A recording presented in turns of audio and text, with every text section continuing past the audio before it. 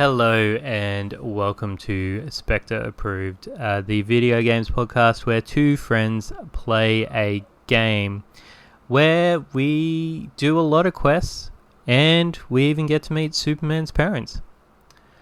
I'm your host, Adam Forrester, and I'm joined once again by Fenris. How are you? That's me. I'm doing all right. Yeah.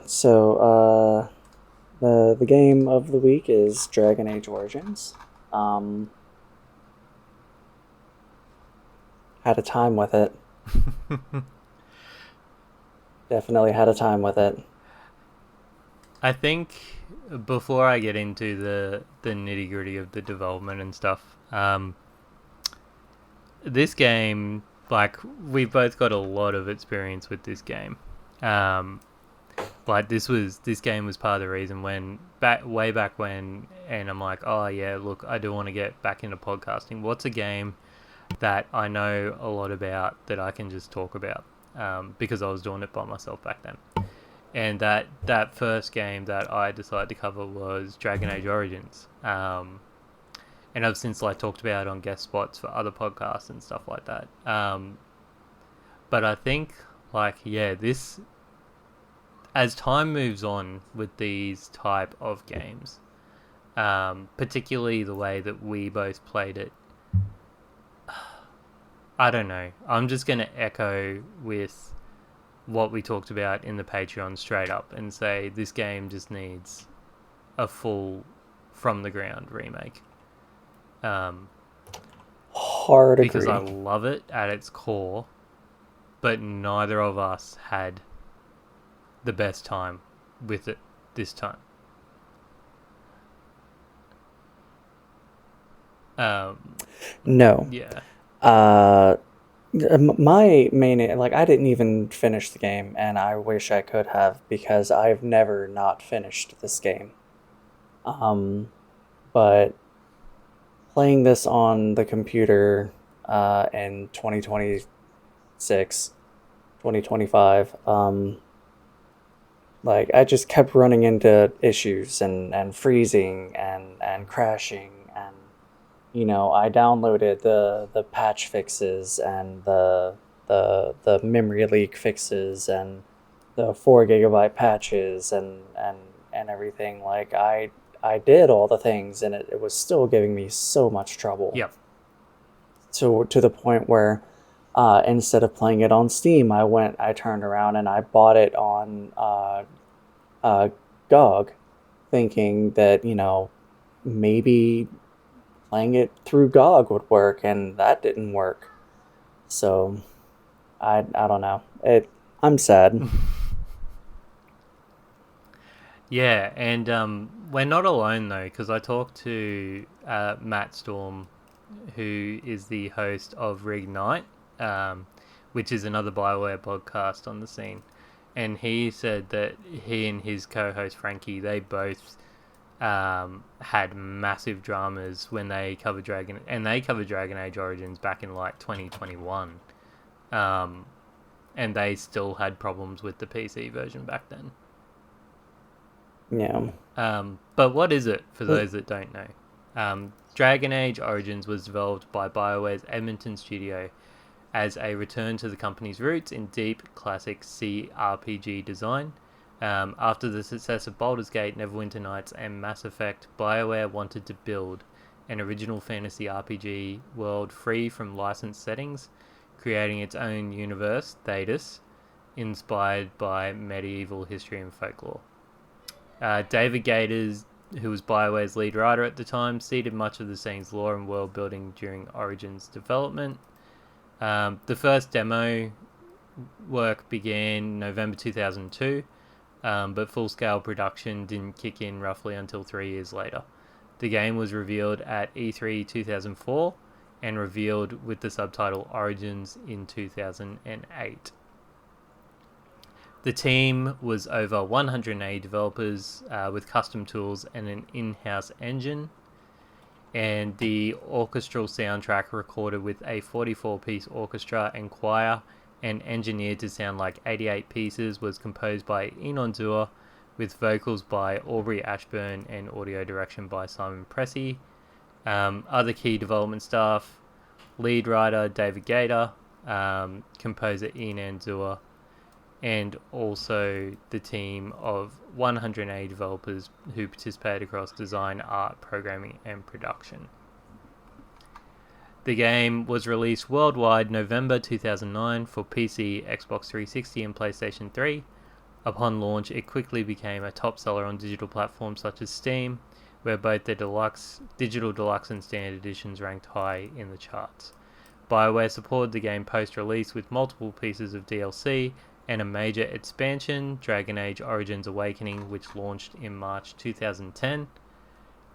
By early 2010, EA reported that Origins had shipped over 3.2 million copies worldwide, with over 1 million DLC packs sold by the end of 2009. The Xbox 360 version ranked among the top-selling titles in the US at launch, while PC sales were particularly strong thanks to digital distribution.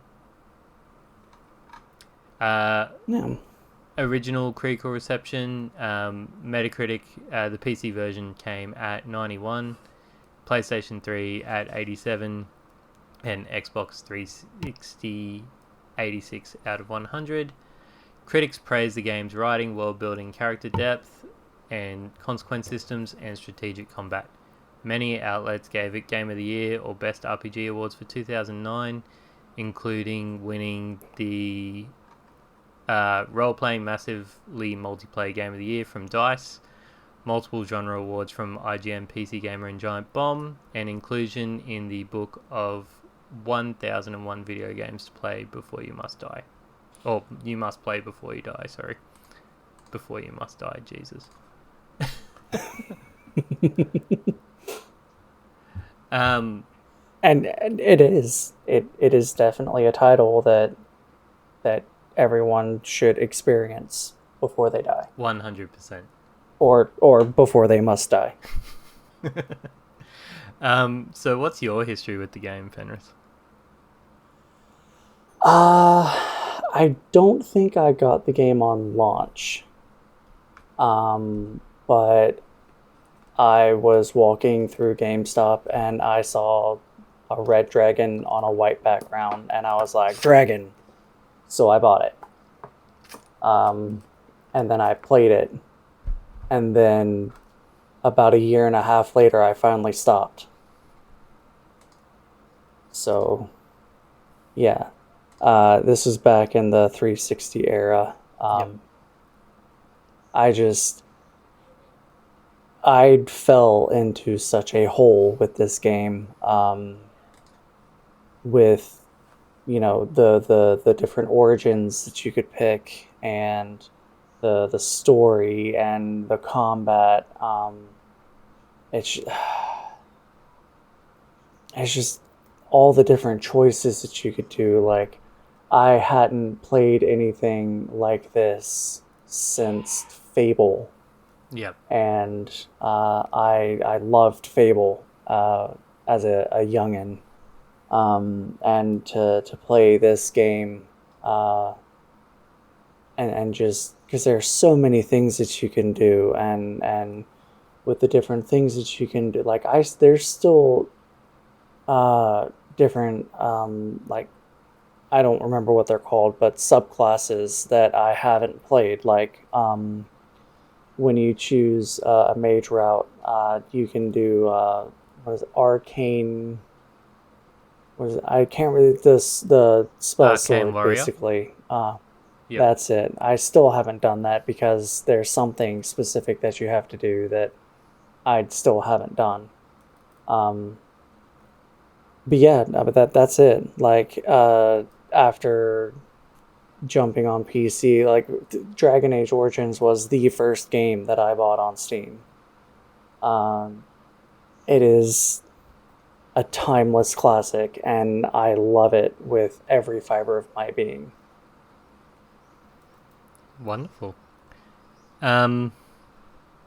2009. So I definitely owned an Xbox 360. And However, I don't remember if I was still working at EB Games at this time or not. I think I might have just left, so I wouldn't have picked this up at launch. However, the Ultimate Edition also stands strongly out to my mind. However, I know that's not true also as being my first purchase edition, because I remember buying Leliana's song off the Xbox 360 store. So it would have been between between Awakening being released and the game coming out that I purchased it. Because all of the major story DLC I purchased independently. Good job, BioWare and EA. You got your money out of me there. Very similar to yourself. This was the only game I played for months on end. I went through and got the majority of the achievements. I think the only ones I don't have are the difficulty related ones, because this game is really hard on anything except easy. Particularly on the console version of the game. But we'll get more into that when we talk about combat. This was my first time on PC, and I can't say that I had a good time. I didn't finish it. I went back to console so I could finish it. Yeah, and you said that did you play this on Steam or through the EA app? EA, because it was through like Xbox Game Pass. Oh, okay, all right. That's probably why you didn't have as many difficulties as I did, because I don't know if it was Game Pass or you had it through the EA app, but I don't know. I'm still racking my brain trying to figure out where my copy went wrong. Yeah, okay. 2 different copies, so I don't know. I wasn't about to buy a third copy of this game through the EA app. I just, fair. At that point, I was just kind of over it. So sorry, I'm just scrolling through true achievements. The only achievements I didn't get from the main game without DLC is the Kill 1000 Darkspawn. Because that's required in a single playthrough, and I didn't get the majority of the Golems of Amgarak DLC stuff, because it required you to beat the boss in that on Nightmare difficulty, which I'm not going to defeat anything on Nightmare difficulty in Dragon Age Origins. Yeah, I don't think I've ever attempted a Nightmare playthrough. There's a website that does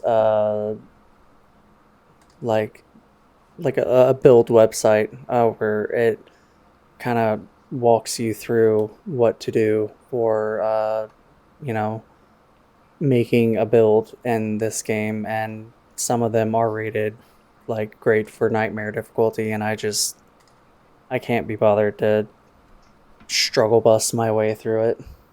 Yeah. Do we want to talk about first impressions for this time around, or just run off our positive first impressions of the game? I mean, I've pretty much said what my first,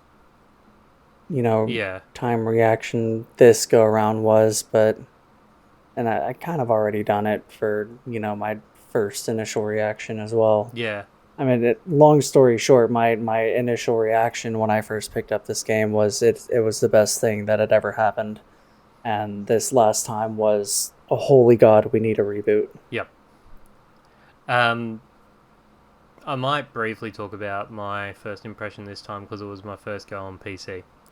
Yeah. I found it, like, this game was definitely built for PC.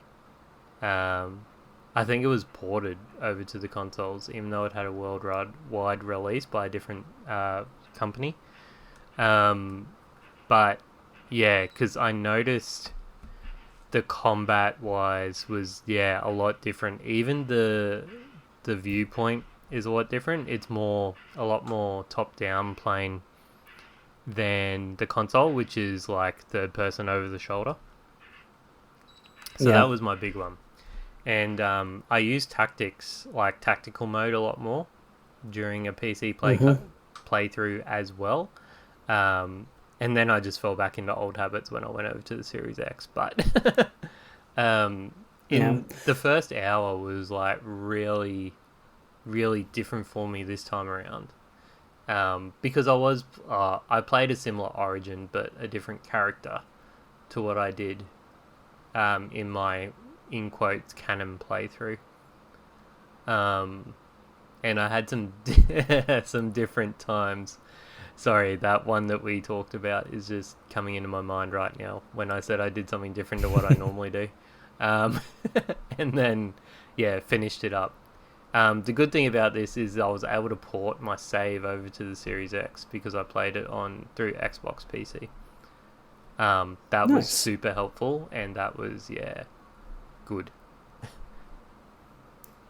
Well, yeah, because the differences with combat and traversal in general between PC and console is that I don't remember you having as much control over the camera No. because it was a fixed Yep. point and third person, and then and on the PC, like you control the camera, and then if you scroll in or scroll out, it gives you distance, and then if you scroll all the way out, you go into tactical Mm-hmm. mode, which is top down, which is really helpful for PC because you have to point and click your Yep. targets. So, Oh, and hotkeys. I Far out. Lifesavers. the what? Hotkeys for on the Oh, keypad. yes. Yes. Amazing. Abilities are annoying on console. That was my thought when I went over. Holding right bumper, selecting your ability. Like, it's paused, but it's just like, and you can map 4 abilities to Y, A, B, and X. So if you hold Mm-hmm. down the right trigger, you can do that. But still, like, just, so much easier on a keyboard. Oh, yeah. And then for people like me that have an MMO mouse, like you've got 12 buttons already Oh my there. god. It's Yep. just whenever you play, a mage character and you have 30 abilities that you have to cycle through, like that's when it starts getting kind of interesting. But, with this game, we'll get into that for the combat. Yeah. So I guess if I had to describe a gameplay loop, it would be you're walking around, talking to people, and fighting things. Pretty much. Pretty much. It's a whole bunch of questing. Mm-hmm. That middle high fantasy kind of, you're thrown into a world, and there's a story going on, and there's an end game that you have to get through, but in order to get to this end game you have to do a series of important events. So I mean, yeah, I would definitely say that it's walking around killing things and you know Saving the world. saving the world. Yeah. Um. Because I mean, Oh, go ahead. I don't know, I was just gonna say that that's how the majority of stories go. You don't just you the main character can't just go, oh well, here's the end game issue, let's just go do that. You have to build up and make the story. Especially in CRPGs. Oh yeah. But in the fashion of CRPGs, I don't like the controls. And particularly going back to these ones, because I played Dragon Age 2 only about 2 years ago. And just the difference between the two games in controls, it's I had a bad time. Even on the Xbox with this, I had a bad time with the controls for movement in particular. I got Yeah. stuck on the environment a fuckload on PC. Yeah, the auto run feature is different. You can move around with WASD if you want, but for as much movement as you do in this game, like I just got lazy and just screen panned where I was going and then just clicked, and then my character would just auto run there. Yep. Yeah, I So fell through the map and had to reload save because I was doing that, so I switched to WASD. that has never happened to me, Lucky. like ever. Lucky. I have never glitched like that. Wow. Apart from that though, majority, yeah, it was just getting used to it, I think, more than anything. I can't really give it a negative because my mouse was clicking, like my mouse calibration was fine. The hotkeys were really good. I just, and like I for inventory and all that. Something was weird. I forget what it was. Something was weird in the inventory that I had a lot of trouble with. I'm trying to think back to the inventory page, and because I can't think of anything that it would be. I don't think I could drag and drop. I think I had to right click. That's weird. Because I could drag and drop. Hmm. I always drag and drop because that's how I get my money. Yeah. I can't remember. I'll have to give it the benefit of the doubt. No. So the systems then. Combat. Again, not something that I'm a fan of. D12 turn-based. I don't like it when I can swing my sword at something or shoot an arrow when I'm literally 10 centimeters away from someone and it miss. I didn't like it in Knights of the Old Republic, and I don't like it in this. But it feels better in Baldur's Gate, right? Oh yeah, Right? I hardly ever miss in Yeah? Baldur's Gate. That's why. Oh.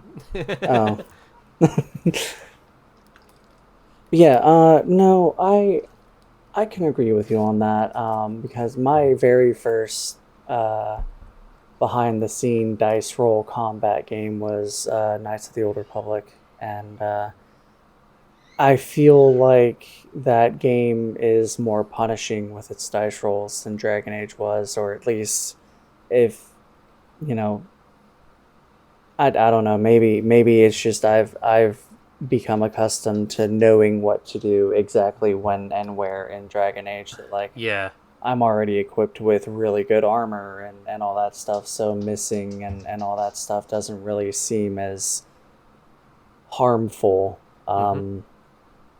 whenever I play the game. yep.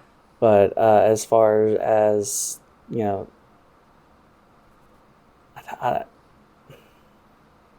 I don't know.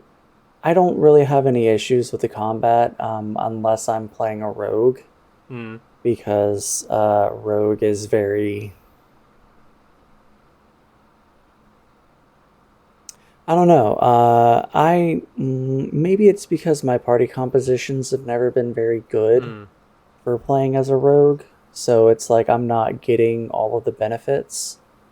I think something is inherently wrong with the combat of a game if you can't play the first fifth of it in normal. Ostagar is almost impossible on anything above easy, in my opinion. Could I be. think because Could you be. have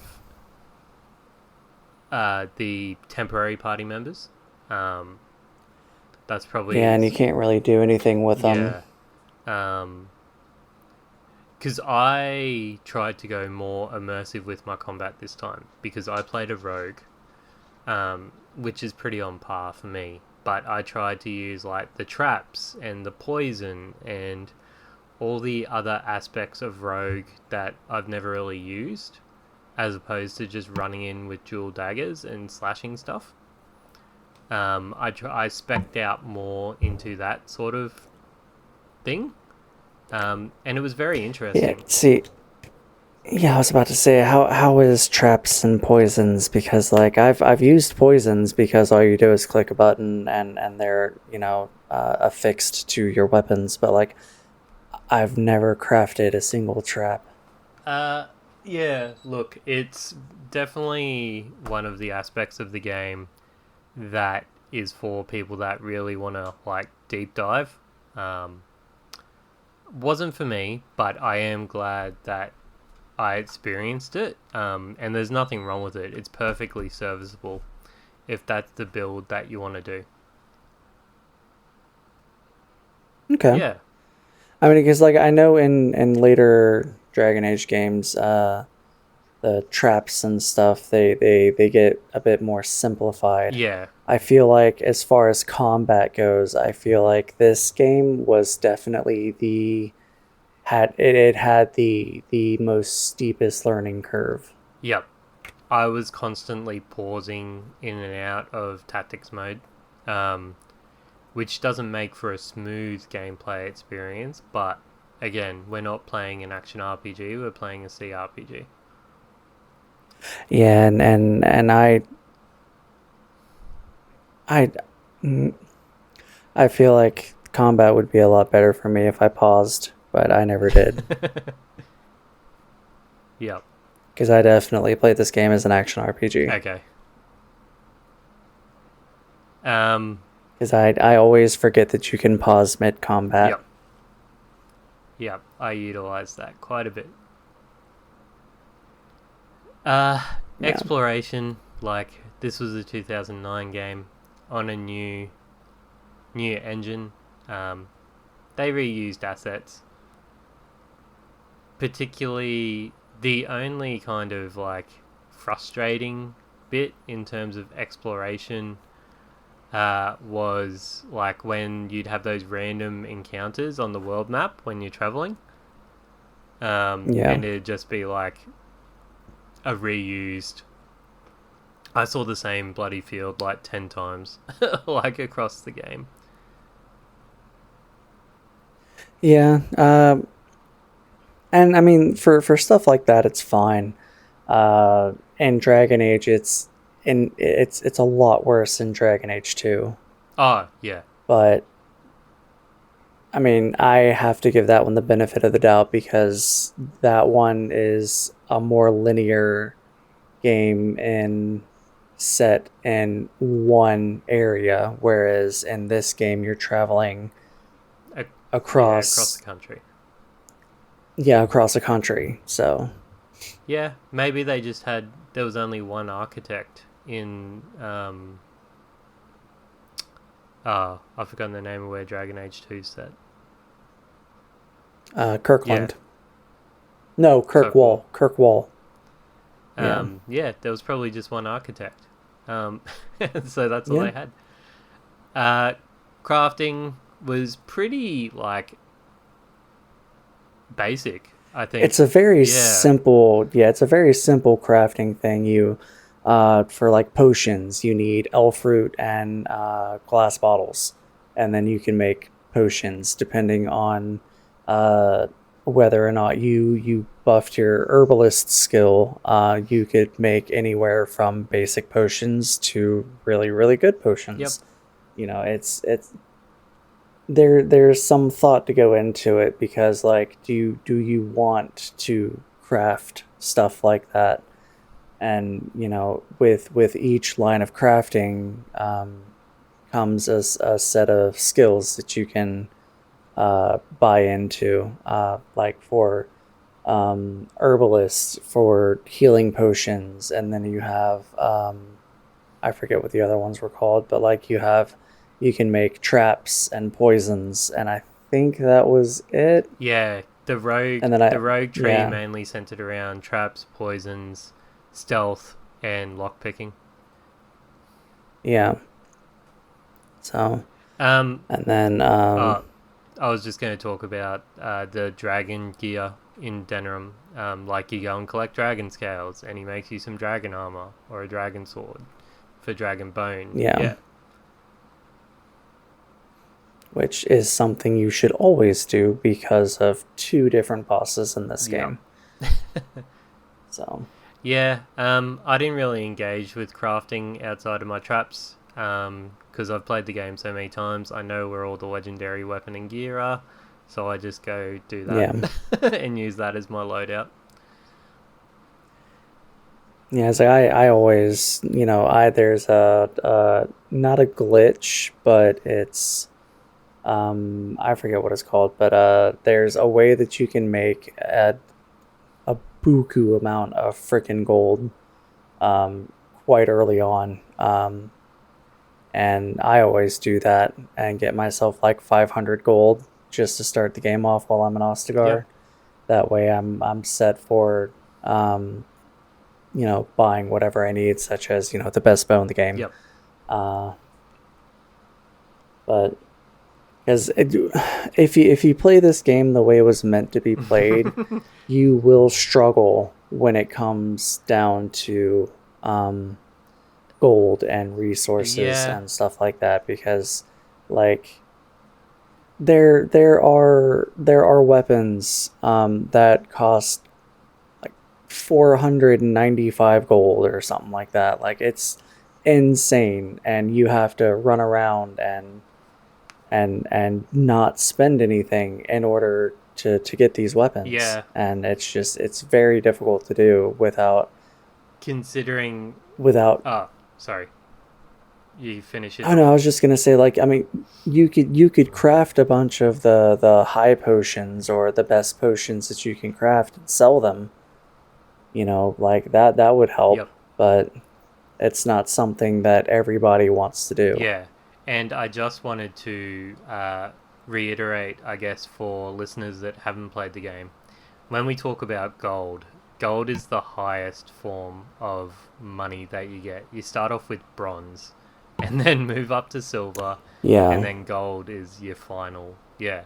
So I just wanted to clarify that. Just when we talk about gold, it's not like in Final Fantasy where like gold is the only monetary system kind of thing. And by 500 gold, Fenris is talking like a large amount of money because you yeah. start off with bronze into silver and then gold. Yeah, because like there Or are copper. there are things that you can buy that cost 20 Yeah. copper, and then there are things that you can buy that cost like 2 silver and 3 copper. And then there are things that you can buy that cost, 5 gold, 2 silver, and 10 Yep. copper. And I think I don't know what it's called, but I think it's 100 each. Or no. It's 100 copper to a silver, and then 100 silver to a gold, or no, 50 silver to a gold.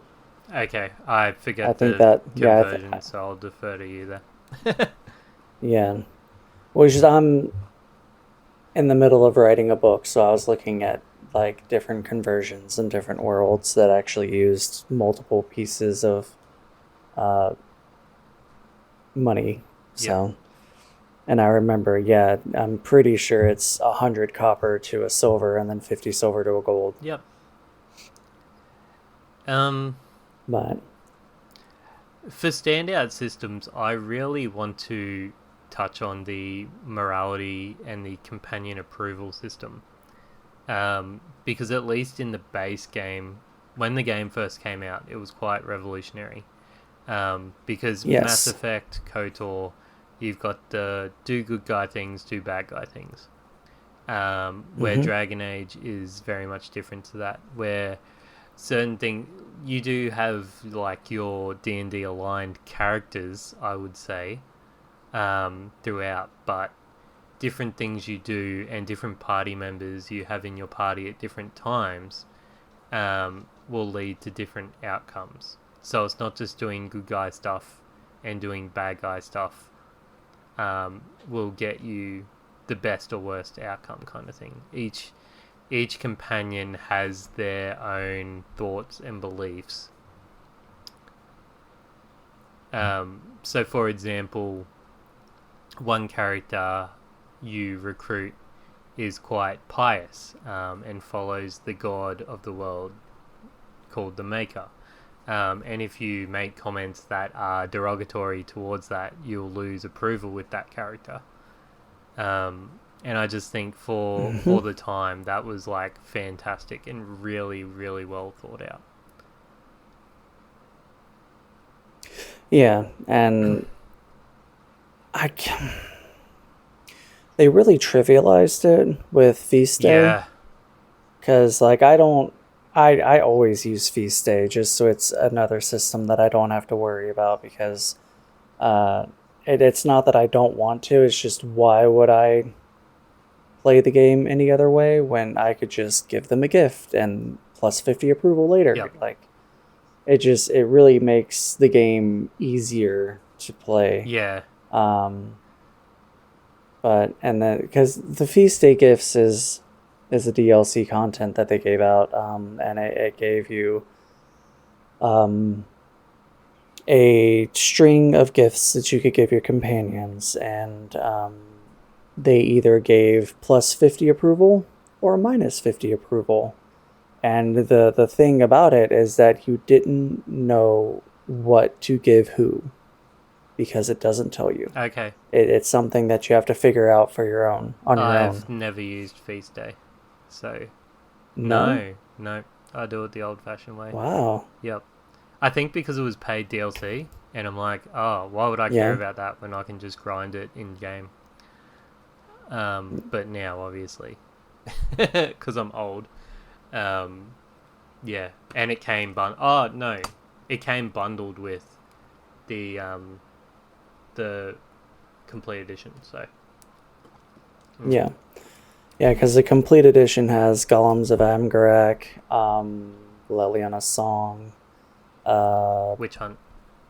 the Witch Hunt, Awakening, as well as the in-base game DLC such as blah blah blah, Oh, Feast Day Gifts, Warden's Keep. Warden's Keep, and the Golem one where you get Shale. Ah, yep. Yeah, cool. So,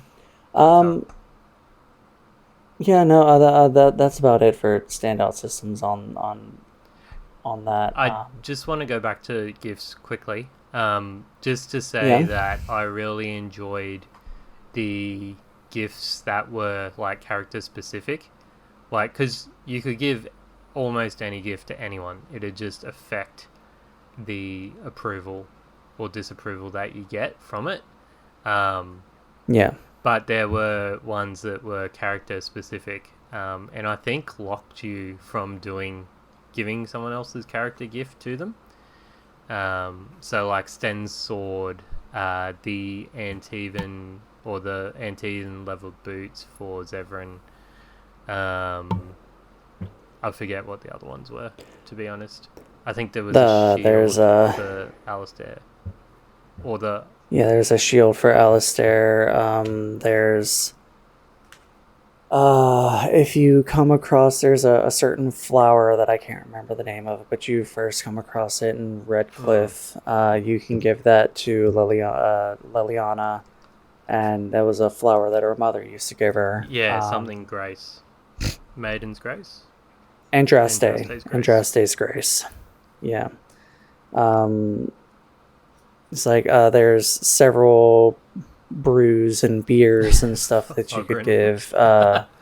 Algren, yeah, because he's an alcoholic. Yep. And then there's a scythe that you can give him too. There's a ton of different gifts that you can find out in the world that you can give to your companions. It's just you don't know who to give them to unless you know the character or have played it buku times like we have. Yep. So it's like anything having to do with the Maker or anything like that is going to go to Leliana. Yep. Morgan loves shiny things. Yep. Uh, Or like yeah, and tomes and books and stuff. yeah. Um, Wynn is really big on history. yep. Sten's gift, I think the only thing you can really give him is his sword. Or Um, anything related to the Quinari, because I think there's a oh yeah, statuette related to the yeah, Quinari that you get a big amount of approval from him for that. yeah. I think you might be right on that. Zephyron is anything having to do with Fashion. that one place up in the Oh north. yeah, Antiva. Yeah, Yep.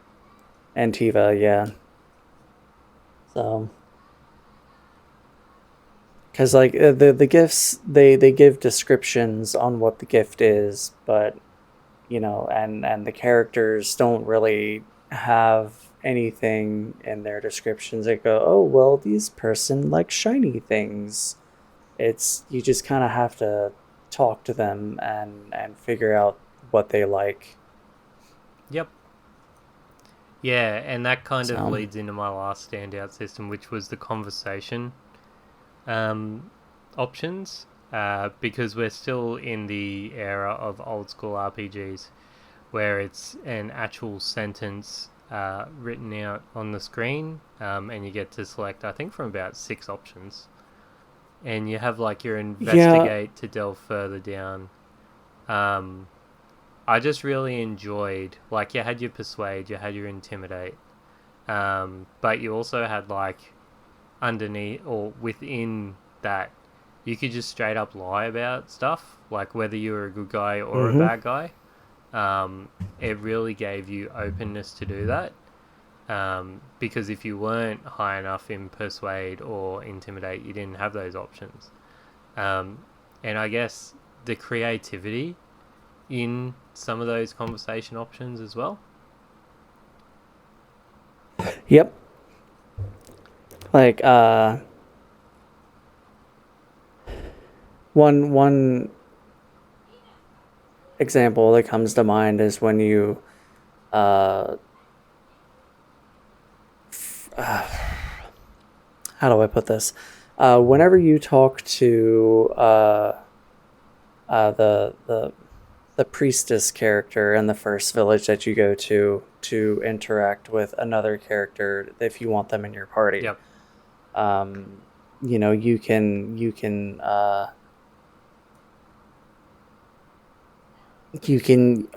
I forget what all the options are, but the one I always go with is, oh well, I want to. I'm trying to think of how to say this without like giving anything away. Okay. But it's like I want to be with this character. I want this character in my party, so please help me. I'm just gonna say it. Sten is locked in a cage, and you have to go to the revered mother who is in charge of the, for lack of a better word, church, and you have to convince her to release him because he's in jail for killing people. We'll get into that Yep. later. Um, so I always just tell her that, like, oh well, I'll take him, Yeah. release him into my custody. Yep.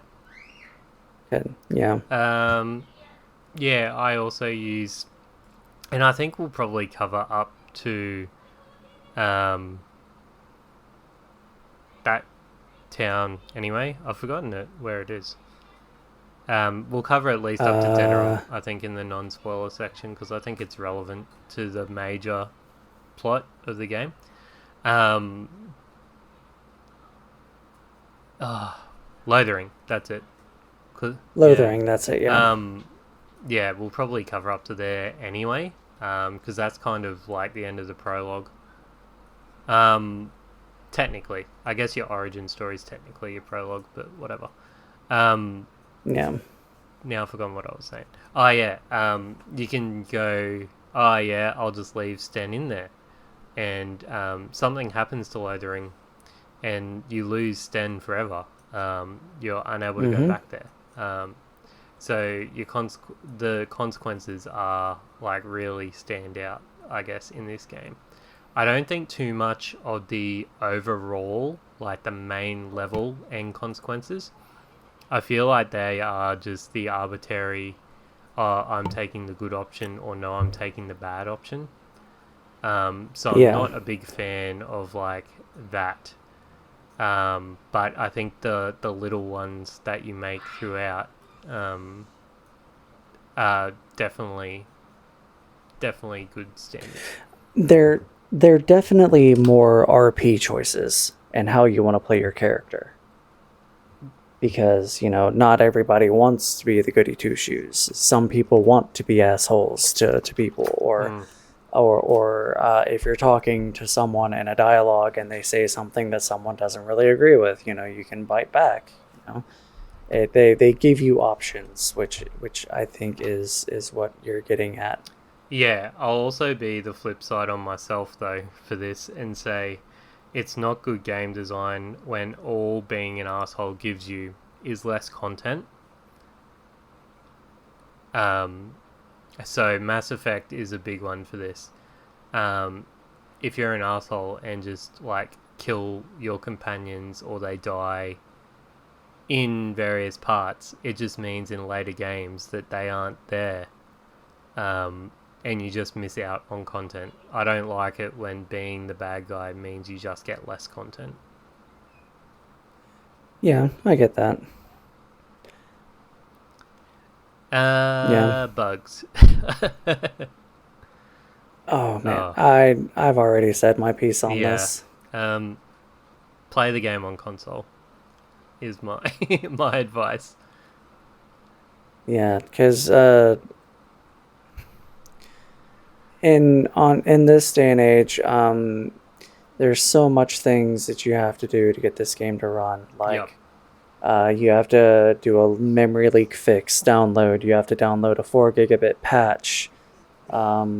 You have to go into your computer settings and set it to run the game in Windows 7 compatibility mode. I think that there's a way that you can get it to run off of one stick of RAM. Like there's so many things that you have to do to It's almost bottleneck your own yeah. PC just so you can play the game. It's almost like you should keep a laptop from 2010 with Windows 7 around to play games like this because it's happening more and more with games of that era. Yeah. It's And it's like just the like, equivalent of having a CRT TV to be able to play your PS1 games on native hardware. You know what I mean? Like, yeah. yeah, it's almost getting to that point. It's quite frustrating that we have these awesome games, which is great, but it's like, do I almost emulate the 360 version because rather than buying the current PC title because I will have less problems. That is an option I didn't even consider. I only just thought of it then, I'm sorry. Yeah. That's fine. Like, I don't know. Long story short, BioWare needs to get its head out of its ass and give us a remake, Yep. because this is a beloved game by all. I don't ever hear anything bad about this game. And, it is the game that started the franchise. Yep. And they need to put a fresh coat of paint on it. Yeah, well, hopefully But Bioware's still a studio in the future that they can do that. hopefully they're struggling. Yeah. But that is neither here nor there. Whenever the game does work for me, I feel like it respects my time. What about you? Yeah, 100%. It's an RPG. But Yeah. I don't think there's times where, well, one part doesn't respect your time. Fuck you. Fade. Okay. Yeah. Okay. Yeah. The fade is it's not a time waster because I've done the Fate so many times that I could do it blindfolded. So like I really don't see anybody's issue with it. Like I know where to go and when and what to do, and and the only difficulty thing I have is like the bosses in that Yep. place. But like I don't know. Like the Fate is easy to I me. Like respect the creativity I of it. Um, yes. but they could have just kept it where you go to each of the places on your 6 point star where your companions are, and just talk to them and do it that way, and then fight sloths. And I know I'm getting into spoilers, but whatever. Um, Yeah. and then fight sloth, and that be it. 15 minutes out, instead of like an hour. But that's the only part. Well, it's like all the mod packs that I found for this game, or all the videos where it's like, oh, mods you must have in whatever year this is. Like it's like Skip the Fade is always in one of them. Hmm. Like, and it's just like I get it. Like it's 30 to 45 minutes of gameplay that is It's just not fun. whatever, but like it, yeah, but it is what it is. Yeah. Um, Everything else though was fine. The final boss can take a bit of time. From memory, I think it takes about an yeah, hour, unless you're super over leveled. Um, yeah. so set aside some time for that. Um, but yeah, like it's It, nothing egregious. a question about leveling and overleveling, real quick, quick tangent. What level do you usually get to when you play this game? Because I remember Oh, when I 20. played this Easy. back on the, how I don't remember making it to 20, like outside of playing it on the 360. Yeah, okay. I get to 20 by at least Denerim, at the very latest. Maybe I do, and I just don't remember. But like, I always seem to struggle for levels, and but I don't know. Maybe it's just I'm not paying attention to my level, and I'm just That's I don't interesting, know. because it seems like when we talked about the route that we take story wise, very similar. So, Yeah, that is interesting.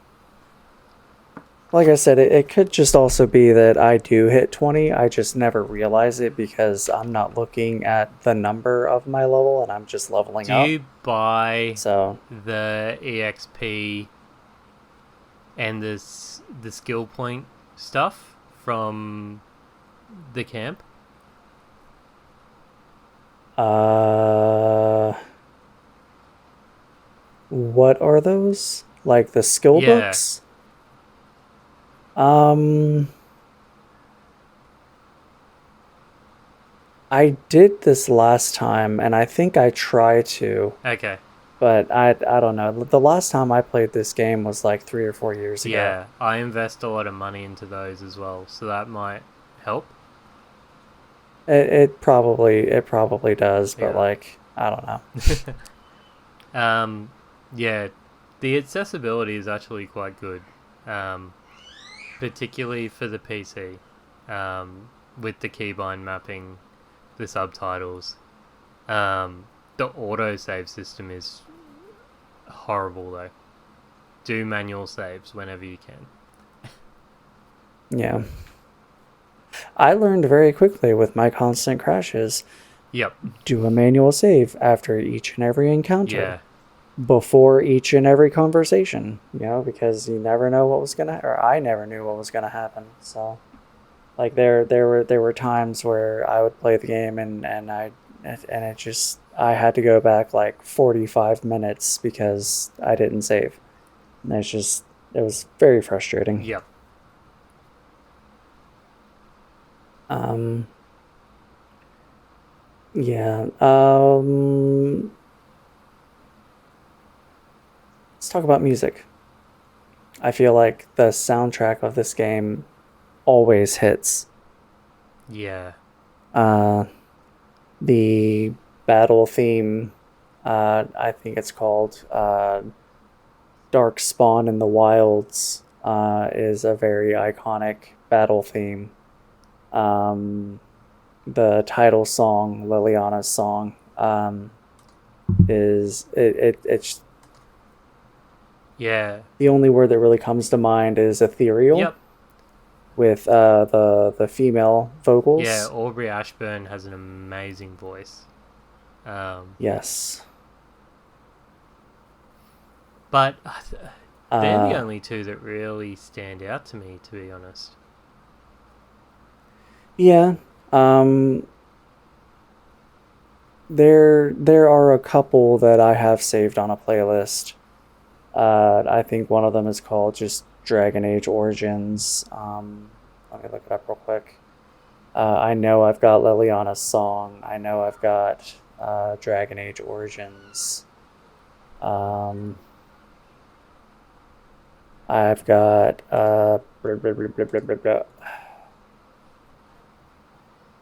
Dark Spawn in the Wild.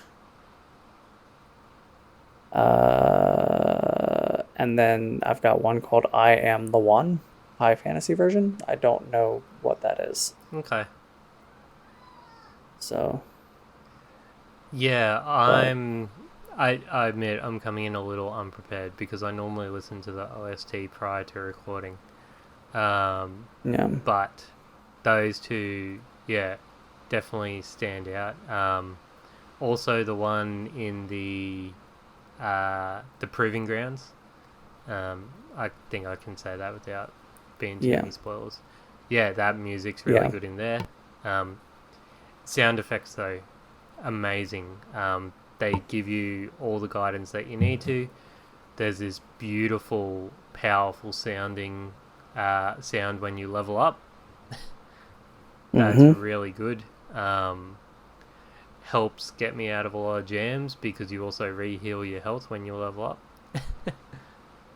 Yes. And the Yes. clashing of swords, the shooting of your bows, the magic. The explosion of magic is the same as explosions of other traps, which is, whatever. It's generic explosion number one. Um, but it hits. It's not out of sync. Um, and I don't want to jump into voice acting too quick, but some people reported, um, just in general conversation from when I've been talking to people, that they had some out of sync sound effects, and particularly with the voice acting, but I didn't. I don't think I did either. Um, No, I don't think I did. but the little combat jibes that you get when you're in combat, Yeah. all great. Um, the NPCs also have a line or two of dialogue that is pretty good. Yep. Um, Yeah, while you're walking and around. if yeah, and then even if you're not walking around, like you could just walk up to a random NPC and they'll have like a Oh, line or two of yep. dialogue. Yeah, and then if they were an important NPC, like for Sten's quest, you'll get a little cutscene with dialogue options. Yep. Uh, I think to go along with some of the voice acting, and to kind of tie into the art direction, um, the facial animations were really really well done.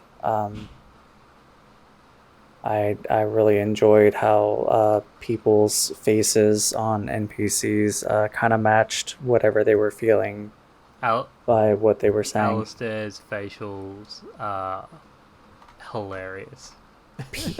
Yes, yes. Um, Swooping is yeah, that's what I was bad. gonna say. Steve Valentine. Like, I don't know if they use mocap for that, but yeah, Steve Valentine did a wonderful job. Um, and I think, yeah, I'll dive into the cast a little bit because we got some big names.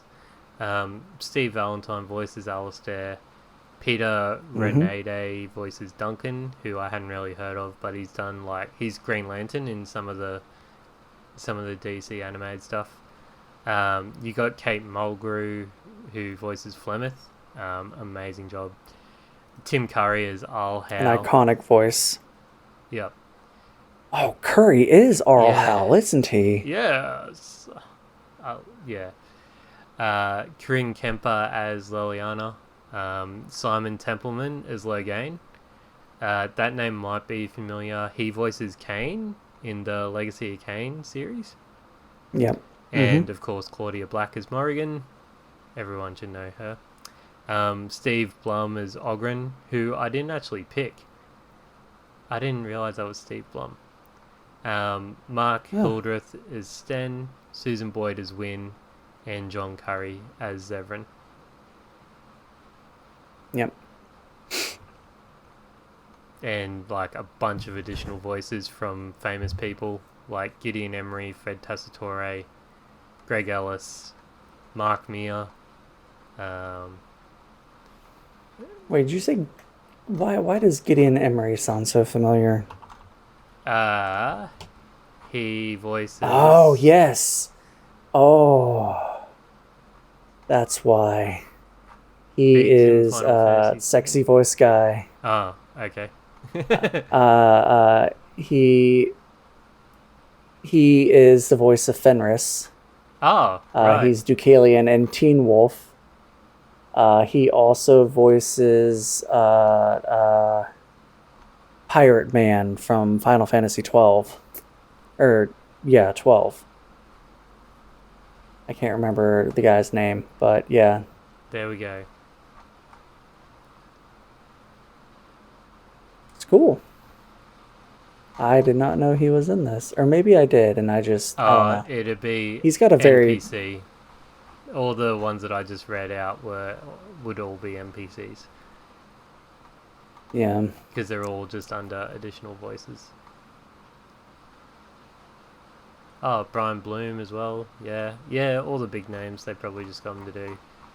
No Jen Hale, though. Interesting. I was going to say this is before her time, but she was voicing... Shepard. What's her face? By then. Oh, Hello? we have just lost Fenris. Oh, my Discord just went out. Yeah. Welcome back. Thank you. Yeah, no Jennifer Hale. Yeah. Art direction. This is where I've got some criticism. The art direction did not age well. No. And I get that it's a dark, gritty fantasy in which it's going to be brown because the land is being overrun by a blight. But there were real times where I couldn't tell the floor from the wall. Yeah. Yeah. I get it. I do, but it's not good. And it's like in games this day and age, they have a lot of depth to their art. And this one, everything is just kind of flat. Yep. But, this is a game from 2009, so Yeah. it's over 15 years old. And the blood... Oh, no, it's over 20, yeah, it's over 20 years old, so... 2009. Can't expect, yeah. We're not in the future. Can't expect, yeah. So... And the blood was just too over the top, I think. Like, you'd fight 2 Darkspawn and you'd just be absolutely covered head to toe in blood. Which was hilarious in the cutscenes, but, Yeah, did you know that there is a clean teeth mod? So that no matter how covered in gore you are, your teeth always stayed clean. Unsurprising, but I did not know that, no. Yeah. So Hilarious. apparently that bothered someone enough to make a mod for Yeah. it. But I think some people share your sentiments of always being blood spattered because there are mods for never being blood spattered. Okay.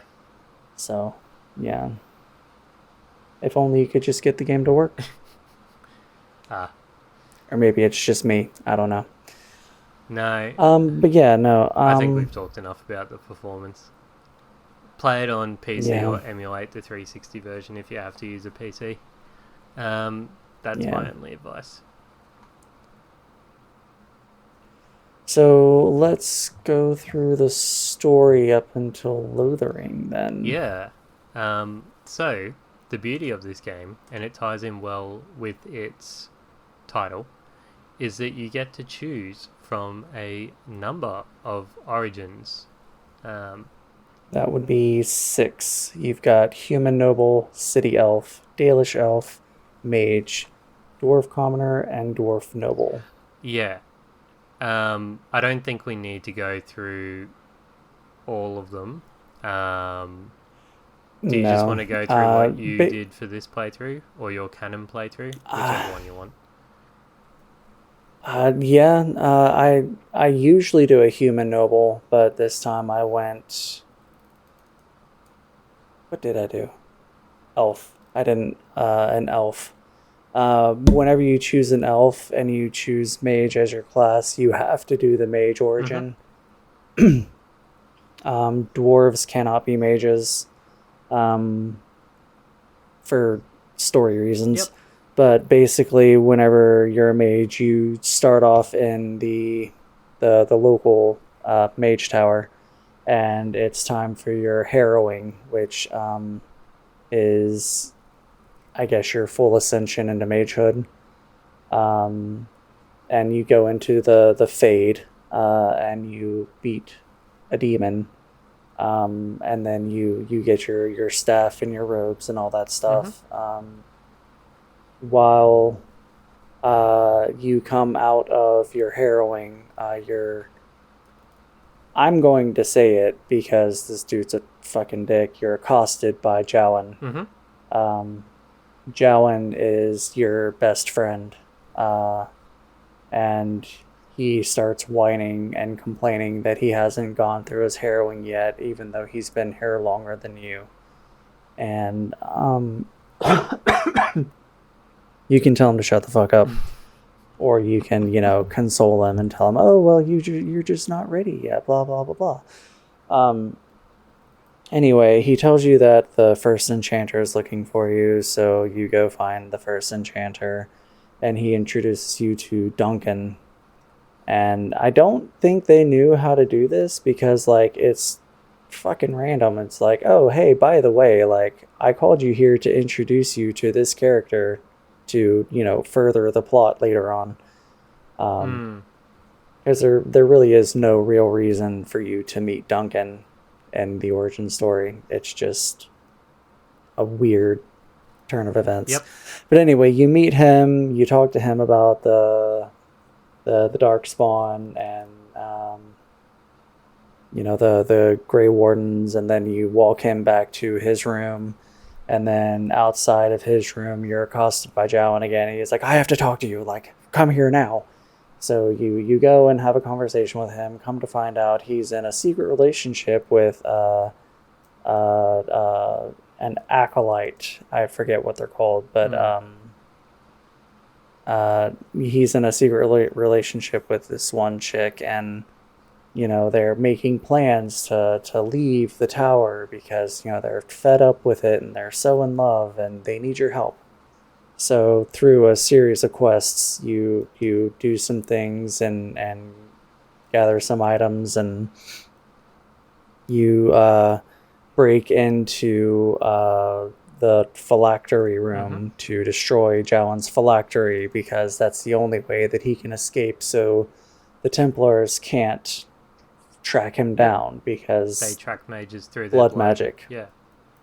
Yes. So, after you destroy his phylactery, you celebrate a job well done, and you exit the room, and you start going back to, I guess your quarters or whatever, and then the first enchanter's there. And then you know, Jowen, come to find out, is a blood mage, which you kind of get a sense of if you talk to people. Yeah. Because there's talk by NPCs about there being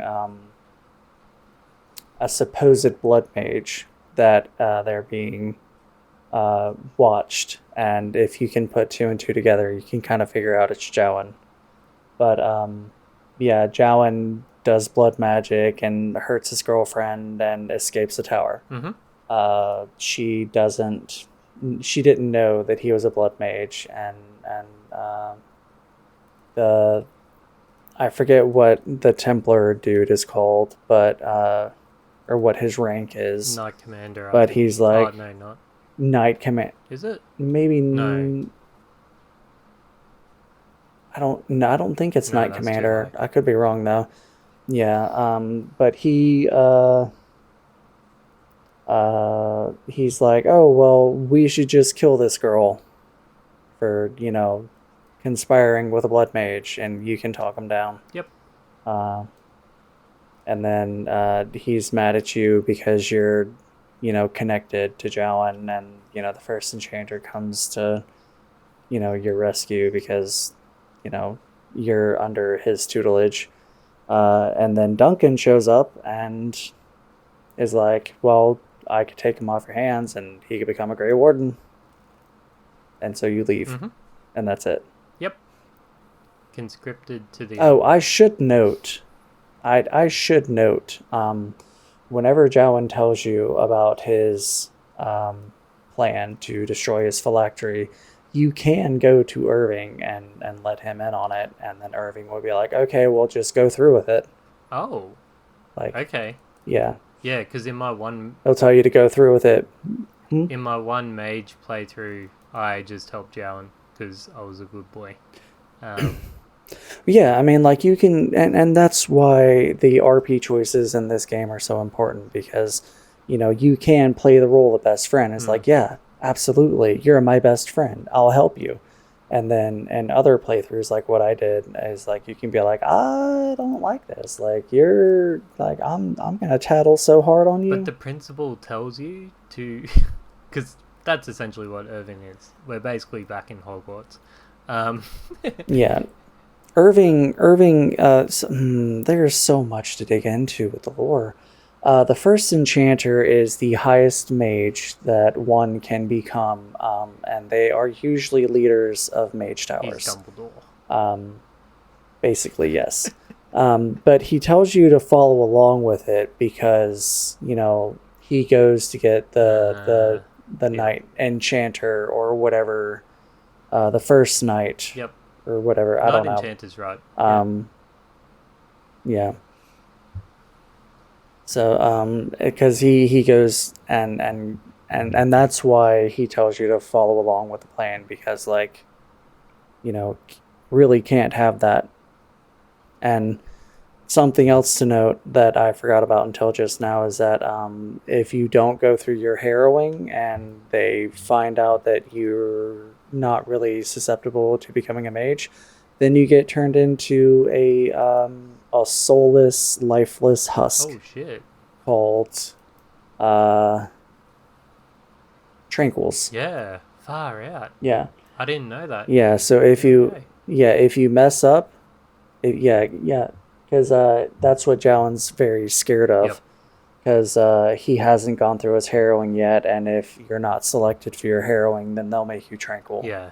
Because if you don't go through your harrowing, then you will essentially not be a mage, and you'll have to be an apostate, and apostates can't be a thing, because if you're a mage, you have to be a mage at the tower. Yeah. And they kind of retcon this, but they kind of make it seem like you can be possessed by a demon at any time and turn into an abomination, which is why you have to take your harrowing, because you need to show that you can resist overcome the temptations of the demon. Yeah. So thank you for that's that's a really plot relevant one. Some aren't, especially for later games. So I was gonna do City Elf, but that's not really plot relevant, like for later stuff. So I'm gonna talk about the noble human origin. Mm-hmm. So you are a Koosland, a moderate, uh, the eldest son of a moderately high noble family.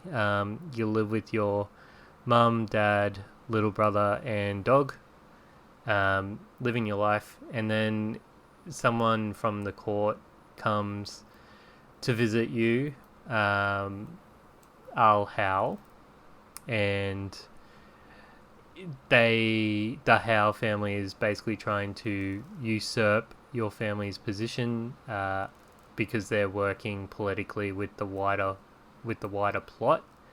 Um, so Al Howe comes in, oh no, sorry, you meet Duncan before this.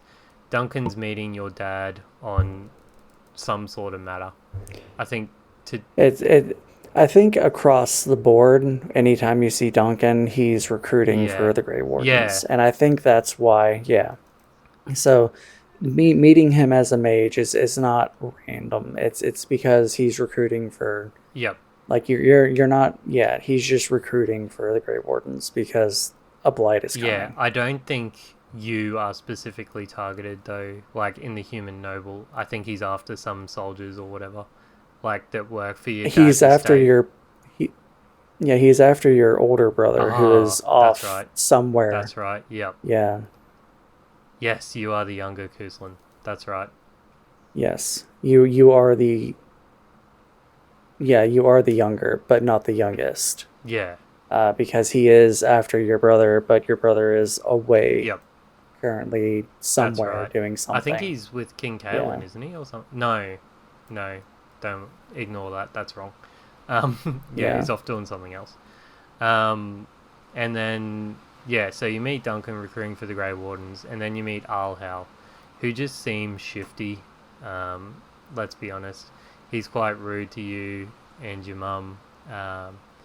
And he goes into talks with your father, and ends up betraying your family when your estate's invaded by soldiers. Turns out it was set up by Alhal all along to gain control of your estates and your wealth. Um, Yeah. so you fight your way through the estate. Your mother, father, and younger brother are killed. I like this because you actually get a companion, which is your dog, your Mabari, which is fantastic. Was it and the thing about the Mabari Hound is that no matter what origin you do, you have access to get the Mabari. Yeah, I don't know if it's the same one though. I technically I don't think it Okay. is, but because in the human noble story, he is your Yeah. dog. If you pick him up at the war camp, he is a dog in a cage. Okay. Well, a Yep. pen. Yeah. So I don't think they're canonically the same dog, but it's a Mabari Yeah. Warhound. Yeah. So you and your best boy, who I named Dog, um, I do the same thing. I fight through. You fight through, and you escape, and like you're gonna be hunted for the rest of your life. So Duncan takes you in as the Grey Warden. He's like, "You want revenge? Then you become a Grey Warden," Yeah. and that. One of the I think the best thing about the human noble is when you're talking to I forget who it is. It's like your mom's best friend or something, and she introduces you to her daughter, and then your mom's just like, "Oh, hey, by the way, like, daughter, Yeah. she's hot, isn't she?" Yeah, I completely forgot about that. Yeah, yeah, Yeah, that never eventuates though. They get killed. yeah. Um, And then it's something messed up about the human noble origin story is that you get woken up by noises, and I think your dog is barking at the door or something, and that's what wakes you up, and then you hear the sounds of combat, and then your mom breaks in or something, and yeah, And then if you do a real quick search in the rooms around where you wake up, you'll find your brother's wife and kid That's murdered. it. Yeah, you don't have a younger brother. Yeah, Yeah, yeah. I was real. It was a really emotional first one with that. yeah, Like they're all pretty emotional, but that one was really, really charged. When you meet Al Howard down the line. yeah. What origin do you find yourself doing the most of? And what origin do you find yourself doing the least of? Um, Because I can tell you right now, Human Noble is pretty much my go-to. yeah, It's like I think I've done Dalish Elf a handful of times. I think I've done City Elf once. I do Mage probably the second most. I don't think I've ever done Dwarf Commoner, and I think I've done Dwarf Noble like once. Dwarf Commoner is one that I've done purely for the achievement. Like I never did a Yeah, full playthrough of that. City Elf is my second biggest yeah, because that's also a revenge fueled story. Basically, like elves are treated as poor, um, and your wedding is interrupted by a human who kidnaps and attempts to rape your wife. So you go and slaughter all the humans, and then because they're nobles and you're poor, they're going to kill you, and Duncan saves you. That's the long and short of yeah, that. Because he's friends with the leader of the elven leader of the alienage, and again, just recruiting yeah. for wardens. That one's also very emotionally charged, I think. And I've done Dalish a couple of times. I went back and did Dalish because it's got nice connections to the Alluvian. Um, Yeah. and also Meryl's there. Mm-hmm. I think Eve Miles still voices her, even in Dragon Age Origins. I didn't look at that. Maybe not. But they're my main ones. Yeah. It's like I've tried to play dwarfs, but it's just like I'm not a dwarf person. Yep. But each I want to say each origin kind of gives you like something like a passive buff or something because like I know if you play as a dwarf noble you get more gold. Oh, okay. Yeah. So like I don't know if it's the same for Ah, other origins, but I know like if you play as a dwarf noble, you can like just passively you'll get more gold. I did not know that. What's Yeah. your favorite Origin? My favorite is human noble. It's the one I always go Yep. to. I don't know why. It's just I, it's a fantasy game. Why am I playing a human when I could play an elf? I know, right? Oh, yeah. Yeah. Yep. So there's racial permanent passive bonuses. So human gain +1 to all attributes at the start. Elves gain +2 to willpower and magic. That's right. Yeah. And dwarves Because gain they're strength, technically dexterity, constitution. Blah blah blah. I can't find the thing about the gold though. I might be wrong. That's cool if it's right though.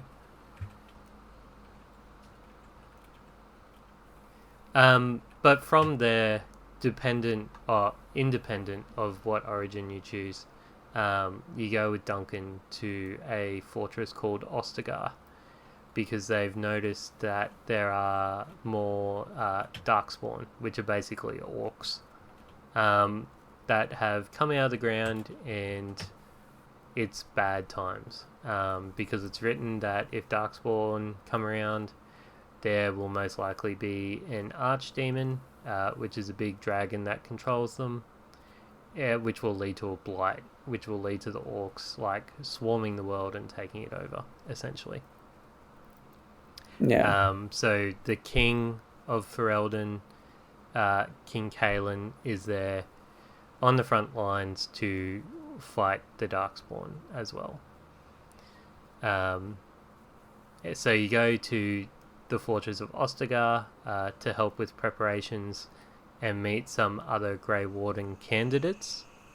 You can also meet some other interesting characters in the camp itself, such as Loghain, who is King Maric's advisor and general of the army.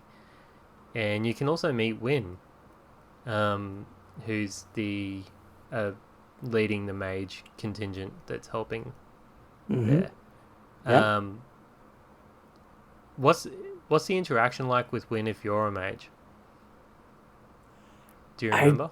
Don't No, that's remember. I know that you can actually. I don't think I've ever met Wen. I know she's there because I've seen her, but I feel like every time I've tried to like talk to her, there's a Templar there or a soldier who's like, you can't talk to them while they're doing this or something. But I don't know. All right. You come back to the camp a number of times, so it might be one of the in-between ones where I got to talk to her. Could be. Yeah, so King Kalen is young and brash and has lots of heroic tales in his head that you're going to defeat the Darkspawn easily, blah, blah, blah, blah. He's very headstrong, very naive about the horrors of war, and is wanting everyone to just charge in and defeat the Darkspawn. You also meet Alistair, who takes you on your trial. He's already a Grey Warden under Duncan, and one of the best characters in the entire franchise, in my opinion. Agreed. He's an ex-Templar because he has an interaction with someone from the Chantry, which is the Church of the World, who wanted a message delivered to the revered mother, who's like the head priest, I guess. And he's like, oh, I don't do that anymore, I'm not a Templar. And he's like, oh, just do it. And he's got a lot of pent-up feelings in regards to being raised by the church. So he takes you on your quest, which Duncan gives you, because you get told to become a Grey Warden, you have to conduct the rite of joining, in which you need to collect Darkspawn blood and drink it. So you go out, you meet two other candidates, Jory and Davith, thank you. Yeah. Rogue and warrior, independently, and you then go into the Wildling Forest to collect your Darkspawn blood. There's lots of interesting things to do there. You also meet Morrigan at this point. Yes? Sorry, that's a question. Yes. Okay, cool. Yeah, so one there's a lot of like side stuff that you can do in the Kokari Wilds, but you don't have to do them. Yeah. But I always do because why not? Found a revenant and got owned. Yeah. That was my first death. Wait, no, wait, like an actual revenant or just like a sloth demon or a whatever? A revenant. Because you disturb a pile of ashes or rocks or whatever, and it spawns up and wrecked me. Yeah, I didn't think that was Revenant. Anyway, but yeah, that's the Pinch of Ashes quest. Yeah. Yeah, I always do that one. I always go and explore and open every inch of the map. The only thing that I don't do is open any of the chests because, you're not a rogue. BioWare, not high enough. Yeah. Yeah. So, but yeah, once you get to the very last thing that you can do is you can go to some ruins where these I forget what they are, the Accords, the treaties. Yep. And you find that the chest is broken and the treaties are gone, and then Morrigan pops up and you get one of Alistair's best lines. It's sneaky witch thief. But yeah, so through some dialogue, you find out that Morgan's mother, Flemeth, has been safeguarding the treaties. Um, and so you can go talk to her and then get the treaties and then get the Darkspawn blood. And you go back to camp Mm-hmm. to do the rite of joining. Um, so that's when it's revealed that you have to drink the Darkspawn blood, and Davith and Jory both freak out. Um, Mm-hmm. but through some dialogue choices, you can, it's essentially going to be the same across the board. They do it. Davith dies, Jory Uh, refuses. yeah, Hmm? and Yeah, yeah, Davith dies from the taint after drinking. Jory refuses and is executed by Duncan mm-hmm. because it's a secret that you have to drink Darkspawn blood because it gives you something called the taint, which is how Sorry, it's funny every time. it gives you the taint, which is how Grey Wardens can sense Darkspawn, which Yeah. is why the Grey Wardens are so special whenever it comes to blights, because of the taint, Grey Wardens are the only ones who can kill something called the Archdemon. Yeah. Um, Can I but just interject? Sorry. yeah, Seeing Duncan cut down Jory was a real what the fuck moment for me the first time I played this. And it obviously, was for me too, but in the times afterwards I of kind of understood. oh yeah, in the times of non walkthroughs and like keeping myself spoiler free, I was like, what is gonna actually happen to my character? Like it was a really good storytelling beat. Yeah. And it's like, and it just, I mean, later on, once you learn all this stuff, like, it really does make sense. It's like, he tries to run away, so he gets Oh, killed because 100%. he knows the secret of the joining ritual. So it's like he Yeah. can't be allowed to live. I have some Yeah, interesting views of the Grey Wardens come the later games. yeah, yeah, yeah. And then after the joining, you go to I forget what happens.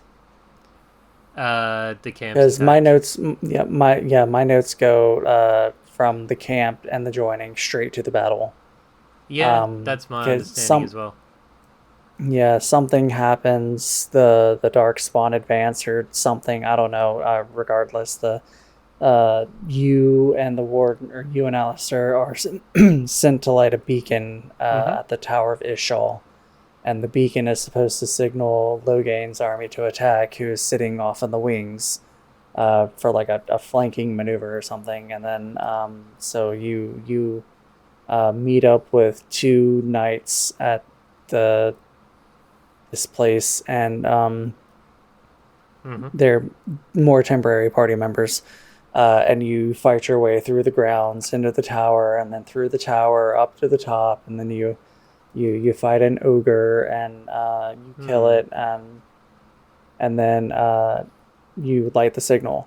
Oh, Um, yeah. Sorry.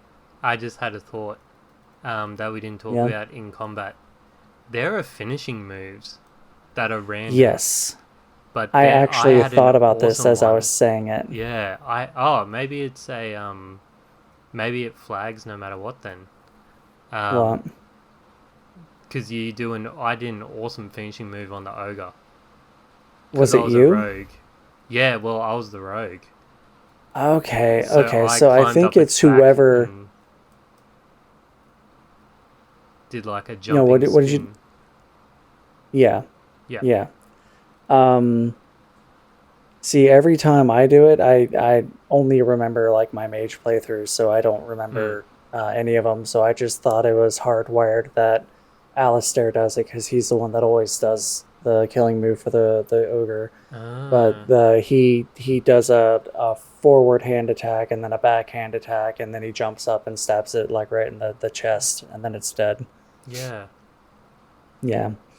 So, but yeah, there are finishing moves, and I think they're uh, related to who actually does the killing blow for the big bosses like that. And a crit. because I've done it for lower, like just normal genlocks and herlocks and stuff. Oh, So I think okay. it's related to your critical role. Could be. Could be. Yeah.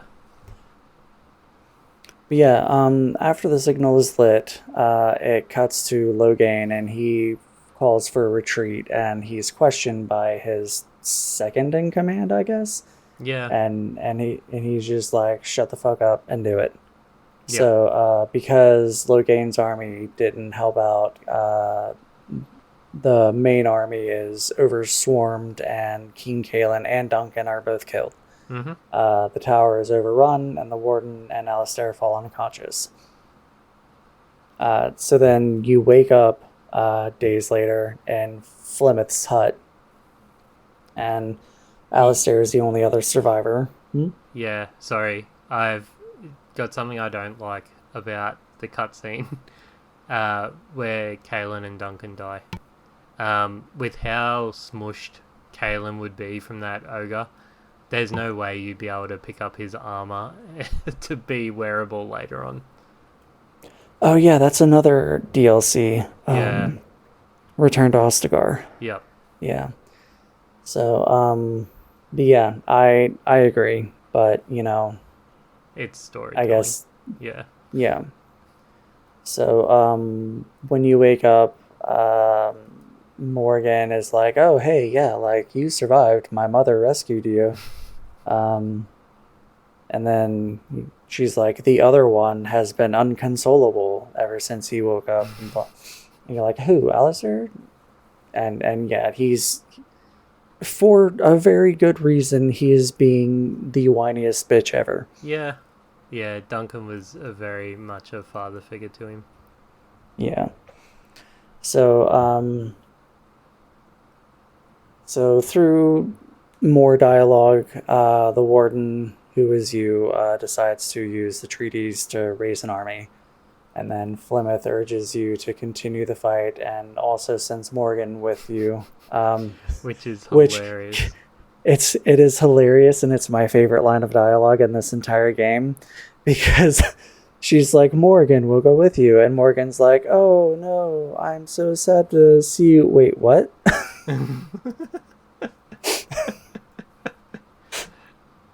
Claudia Black is Yeah. an amazing voice actress, yeah. Oh yeah.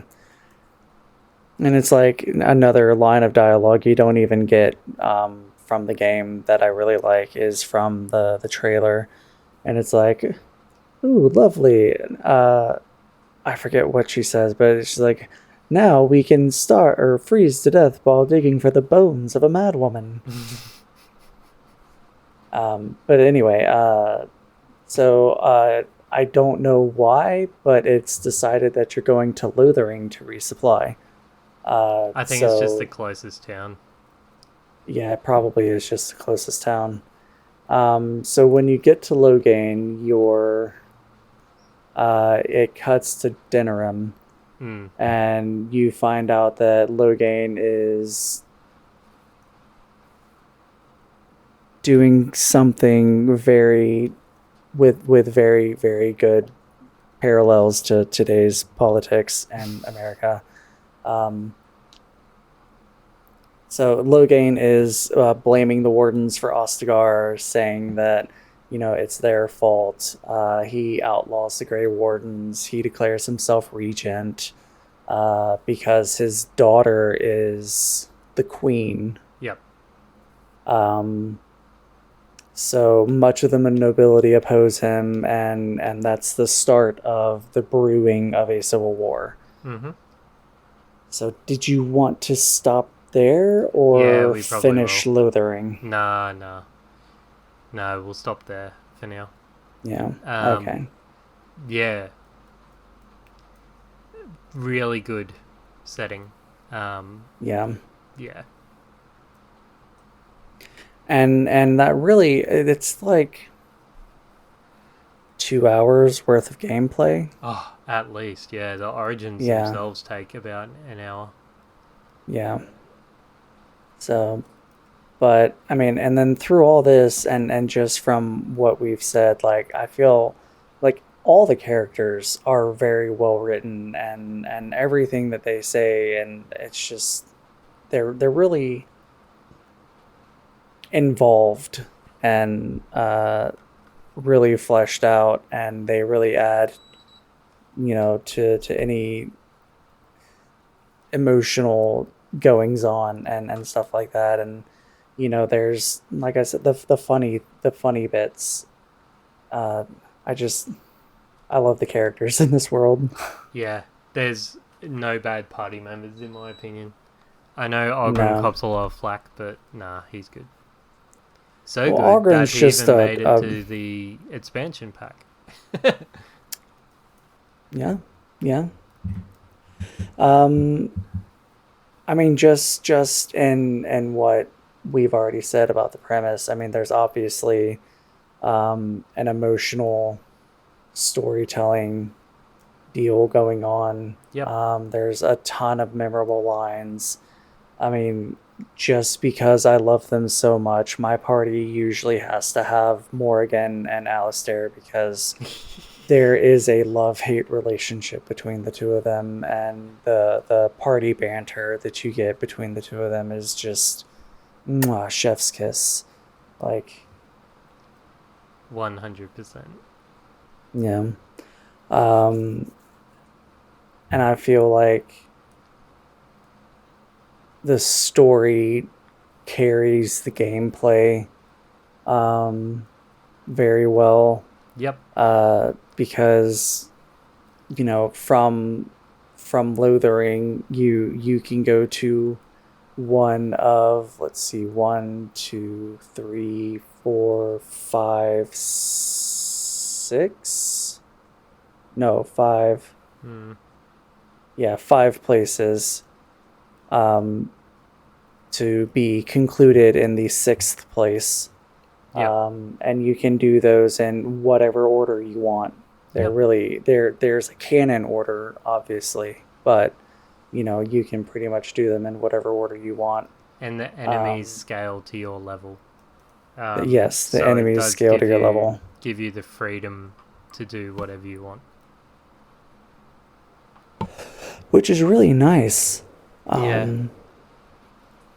Because like if you want to go to, I'm just gonna come out and say it. There are werewolves in a forest, the Brazilian forest, and you feel like that should be the last place you go to because werewolves. But like, you could do that first if you wanted. It really doesn't matter. And I feel like all that just adds to the world building and how immersive everything is. And as we've said before, like, as you're walking by NPCs that you normally wouldn't talk to, like, they throw out little lines of dialogue.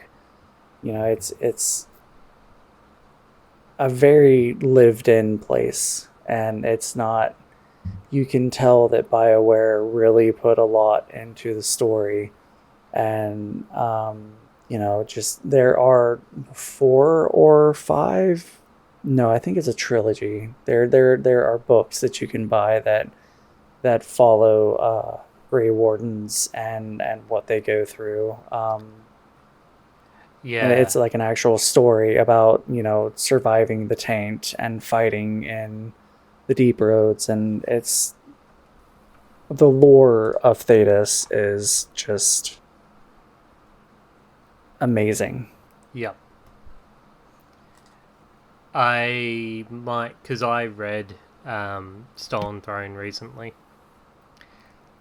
so I might touch the prequel novel. So I might touch on that briefly in the spoiler section.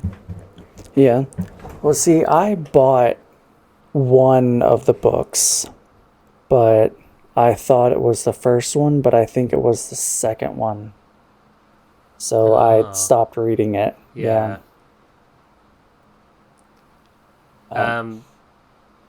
Yeah, I'd still replay it, albeit on console. Yeah. But this is a game where, like, even just talking now, Fenris has said stuff that I didn't realize was in the game. Yeah. What's like, do you know what Thedas means? Yeah, the Dragon Age story, is it? Setting. I always forget the Dragon Age setting. Yeah. Yeah. So, and that's just, little quips. It's like I didn't find out what Thetis meant until like 10 years after, the game Oh came out. yeah, same. Yeah. I just thought it But was that generic fantasy name. as I have dragged this game throughout this recording for how difficult it was to play, but I would try it again. I really would. There is a special place in my heart for this game. Um, Is it available on PS5? I don't know. Hmm. It would be worth looking into though.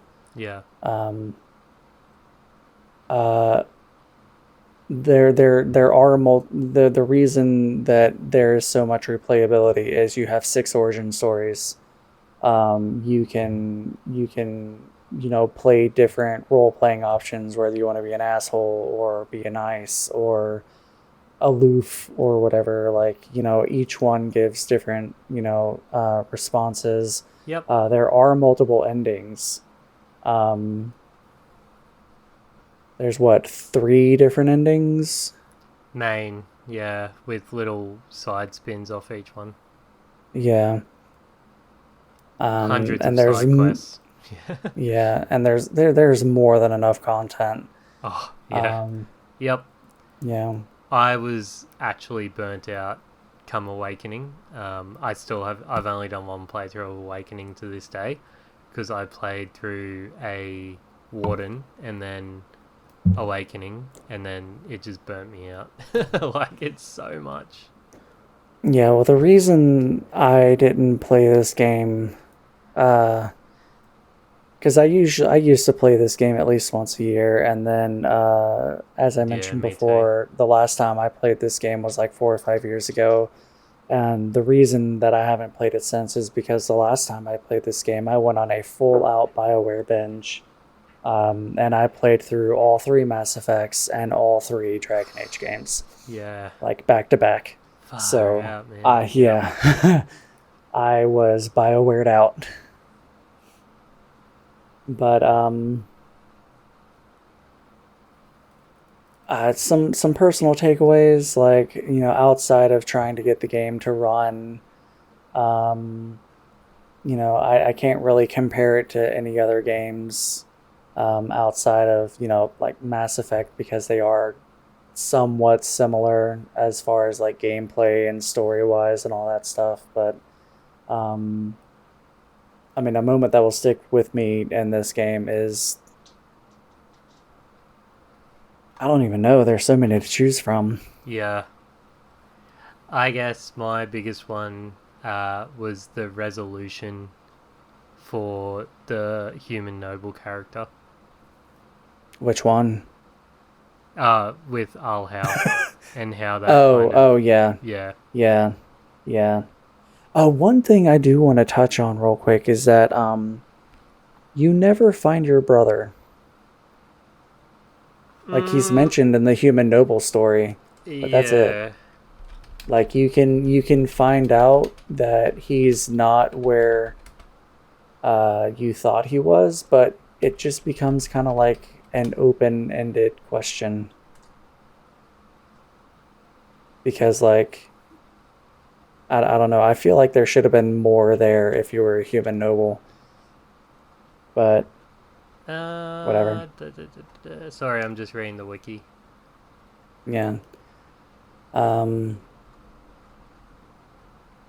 but I'll go ahead while you're looking into that and Yeah. get into some ratings.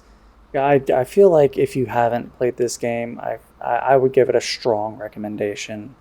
Um, just if you, I'm on Reddit all the time, and I always see people playing it for their first time, Yep. and I'm kind of soured by it because, like, I wish I could play this game for a first time again. Um, and it's definitely a fun for me. But if you like RPGs, if you like multiple endings, if you like choosing how the story plays out, I would definitely play this game. Yeah. Okay. Oh, he's at the end of the game. Is he? He is present at the ending celebration, whatever form it takes. Huh. And you can speak to Fergus, or Alistair does, depending on your choices. Nearly said spoiler. But yeah, this game is a fun for me. I would, like, if time permitted and my mental health permitted to do a playthrough, I would do a playthrough every year. Like, if I had the time to delve 130 hours into an RPG, it would be this one to at least start off with. I'd definitely play it on console, being my only recommendation, or if you are keen on PC, then emulating the Xbox 360 version, but it's a big old fun for me. Yeah. So let's go ahead and wrap this up so we can get into the story. Yeah.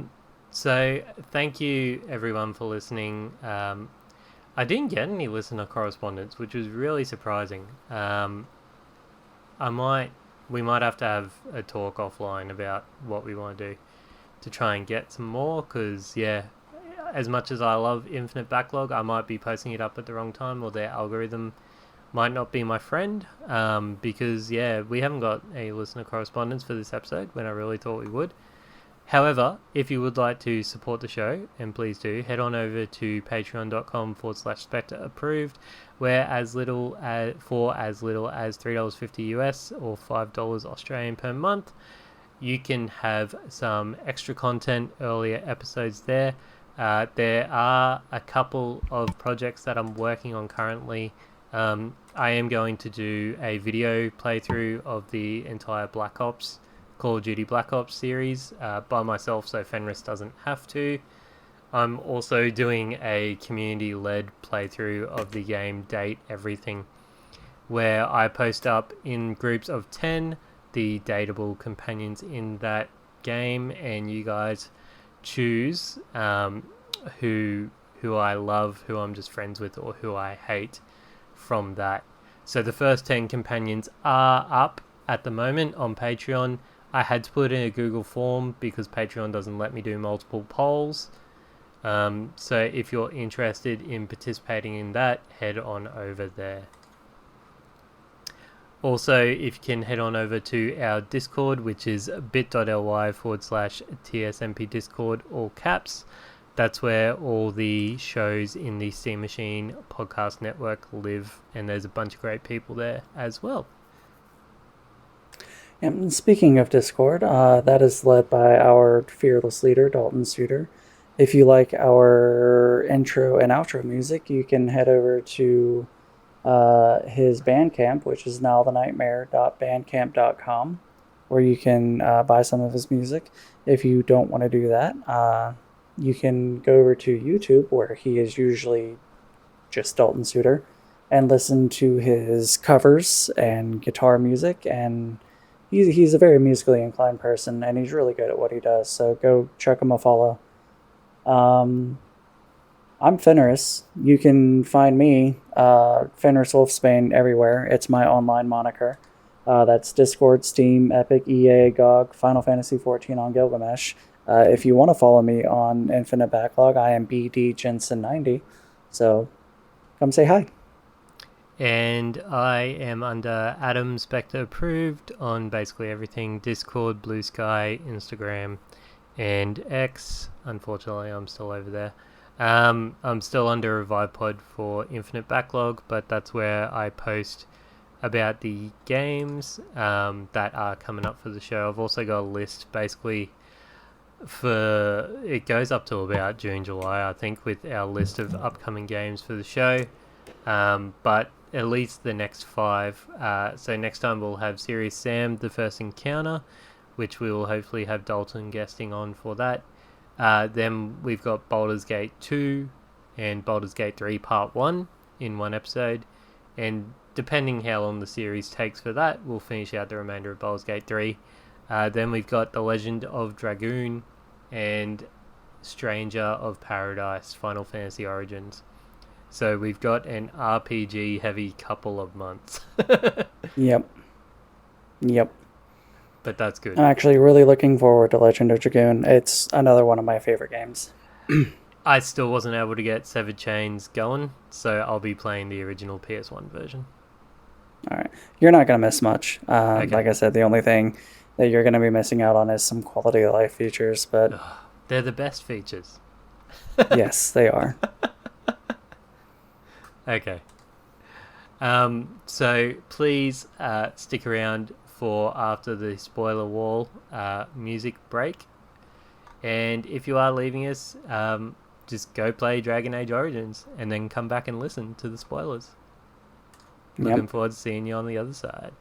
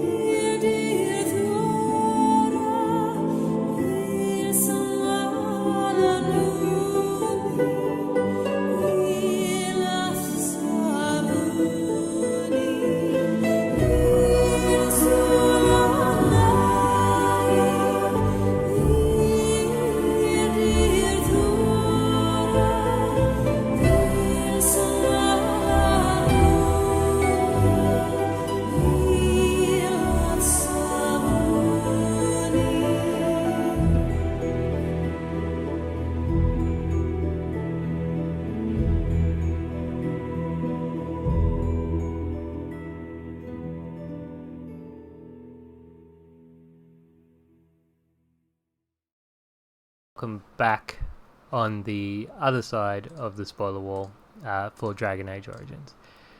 So, Fenris and I were just talking in the green room. There's so much that we could talk about in regards to the story of this. And we're close to hitting 3 hours already if you're a lovely patron. So we're gonna, I reckon we just cover off on each of, like, even our canon playthroughs for what we did in each area, because there's just so many permutations as we start going forward. Yeah. Like I said, I have a very condensed version of the goings-on in each of the areas. So, like, real quick, in Luthering, the town is flooded with refugees fleeing the Darkspawn. Bandits prey on civilians. Alistair asks the warden to take leadership of the mission because he doesn't know what to do. You can pick up 2 optional companions, Liliana and Sten, a Chantry sister who believes she received divine vision, who also says when you talk to her that the Maker told her to talk to you. Depending on if you're a religious person or not, you can take that however you want. Through talking with Sten, he is a Kunari who is imprisoned for murder. Some optional side content is you can do trainer board quests, which are just experience and gold. The Blackstone irregular contracts, which I've never done those. And then various town requests, such as like making traps, potions, gathering herbs, a poison to kill rats, stuff like that. And then after progressing the main story, Lothering is destroyed by Darkspawn and becomes inaccessible. Before you leave Lothering, you meet 2 of the best characters in the game. I forget one guy's name, but you also meet Bodan and Sandal. Bodon and Sandal. That's it. Yeah. Yeah. So they are two staple characters, and not so much in two. I don't think. Yeah. Yeah. Is he in Yeah. two? I don't remember. Okay, I don't. It's been so long since I've played Dragon Ah, Age 2, but he is a huge character in Dragon Age 1 and 2, and you can get him in 3 if I'm not mistaken. believe Isn't there's a doesn't war he do table your? mission where you can get him afterwards. Yeah, Yeah. yeah. So that's it for Lothering. Um, so what do you usually do first? I go get Liliana. Liliana? Okay. And then Yeah, yeah, I usually do that first because she's on the way to yep. Sten. And if I'm not playing a rogue, it's very handy having someone who can lockpick. Because I believe you can just lockpick his Yes. cage potentially if you're high enough level. I don't think I've ever done that. So that is good information to know. Although lockpicking is a weird skill because I always misremember which one it is, and I always level like trap making Yep. because for whatever reason I think it's under trap making, but it's Yep. not. So Sten is Yeah. being held by the Chantry until he is due to be collected by the Templars, I believe, for murdering a family at an outlying farmhouse. He Yeah. doesn't deny this when you Because talk to him. Yeah. yeah, because way back in the day, when this game was made, he is a Cunari of the Cune, but he just looks like a really big human. And grey human. throughout the Oh, no, games, he's a grayish character, but because of the graphical restrictions and all that stuff, I guess he could not be what BioWare wanted him to be. So the Cunari were drastically changed for the better in Dragon Age 2. And after Dragon Age 2, the Cunari are the species that they should be. But in Dragon Age Origins, they are just really big, gray-skinned people. Yeah. Yeah. So I also do the same thing, and I do the Chanterboard quest. I never do the Blackstone irregular contracts because I never cared enough to learn how to do them. And then I always talk to the little boy at the bridge who's like, I can't find my mom. Oh, yep. Yeah, and then like it doesn't matter what option I choose for him. Yeah. I think she is one of your Chanterboard quests because you get 3 of them, and one of them is killing a pack of wolves. And when you go to find the wolf pack, they all swarm you, and then you go and investigate why they're swarming, and there's a dead woman there. Yep. So I just assumed that dead woman was the little boy's mother. The bears and the spiders always kick my ass. I have a lot of trouble with bears. Yeah, because whenever you're just exploring the land around Lothering, you come across bears. No. Spiders first, and then you get the Chantry Board quest to kill the bears. Or maybe it's the other way around. I don't remember. But yeah, the bears are always difficult because it's 3 of them and they're attacking you at once, and you're, a low-level squishy person. And if you don't, tactfully do it correctly or good, you're going to have a bad time. Like in real life, don't fight bears. Oh, yeah. Yeah, don't fight bears. Bears hurt. And they're not your friends. Even the ones in the circus that may seem docile. Yeah.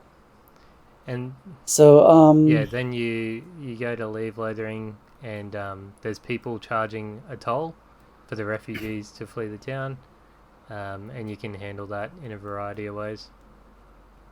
I normally just Oh, that's when you go to is it? Lothering. Yeah, when you go to Lothering, that's when you find the toll collectors. Oh, And when you're leaving Lothering, that's when you meet Sandal. And hold up, you sorry. there? Yeah, Okay, okay,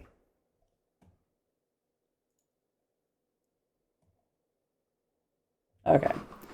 Um, yeah, when you're coming into Lothering, you hit the toll collectors who you can kill or turn into the Templars or whatever, however you want to handle it, whatever your character would do. And then when you're leaving Lothering, that's when you meet Old Man and Sandal. oh yeah. Yeah. And they ask to come with you, and from then on, they are the merchants in your camp. Yes. Yes, they are the pathway to my getting all the gold I need for the rest of the game Yeah, the through exploitations. duplication glitch. Yeah. So what do you usually do after Lothering? What is your canon playthrough? Redcliffe. Where do you go next? Redcliffe? All right. Honestly, I don't really have a canon playthrough. Depending on what I play as is what I do next. Like if I'm like a rogue archer, I'll go to Brazilian Forest for the armor. If I'm a mage, I'll probably go to the circle first for spells or whatever. But I think the canon playthrough is Redcliffe first. Okay. Yeah. So No, go I ahead. was gonna say you go there, and the town is being overrun with undead. I'm pretty sure. Yes. Yes, undead. They're coming up from the pond or the lake. So you go help fight them off. You meet Al Eamon. Yes? No. No. Arl Eamon is sick. You're there to request help from Arl Eamon, Yep, that's right. who is a major noble and Kaelin's uncle. Yep. So you go there, and then when you zone in to Redcliffe, Alistair reveals that he is King Merrick's bastard child, meaning he has a legitimate claim to the throne. That's right. Yeah. So when you're in Redcliffe, that's when you meet Ban That's Tegan. it. Yeah. And he explains that the village is under nightly undead attacks and that Arl Eamon is gravely ill. Mm-hmm. So the warden can help defend the village, but it's optional. Yep. You can let the village die. I help them. And everyone. Yeah, I always help them because it's the right thing to do. I've never done an evil playthrough in this game. Because and then mostly you don't really get anything from it. you've got two options, I guess, because you find out Al Eamon has been poisoned. So you can either go to the Circle of Magi for help and get a healer, or you can go get the Urn of Sacred Ashes, a legendary holy grail, which apparently a pinch of ashes will cure Al Eamon. Yes. Because Yes. then my playthrough kind of starts to spiral. I don't treat Al Eamon for quite some time. Yeah.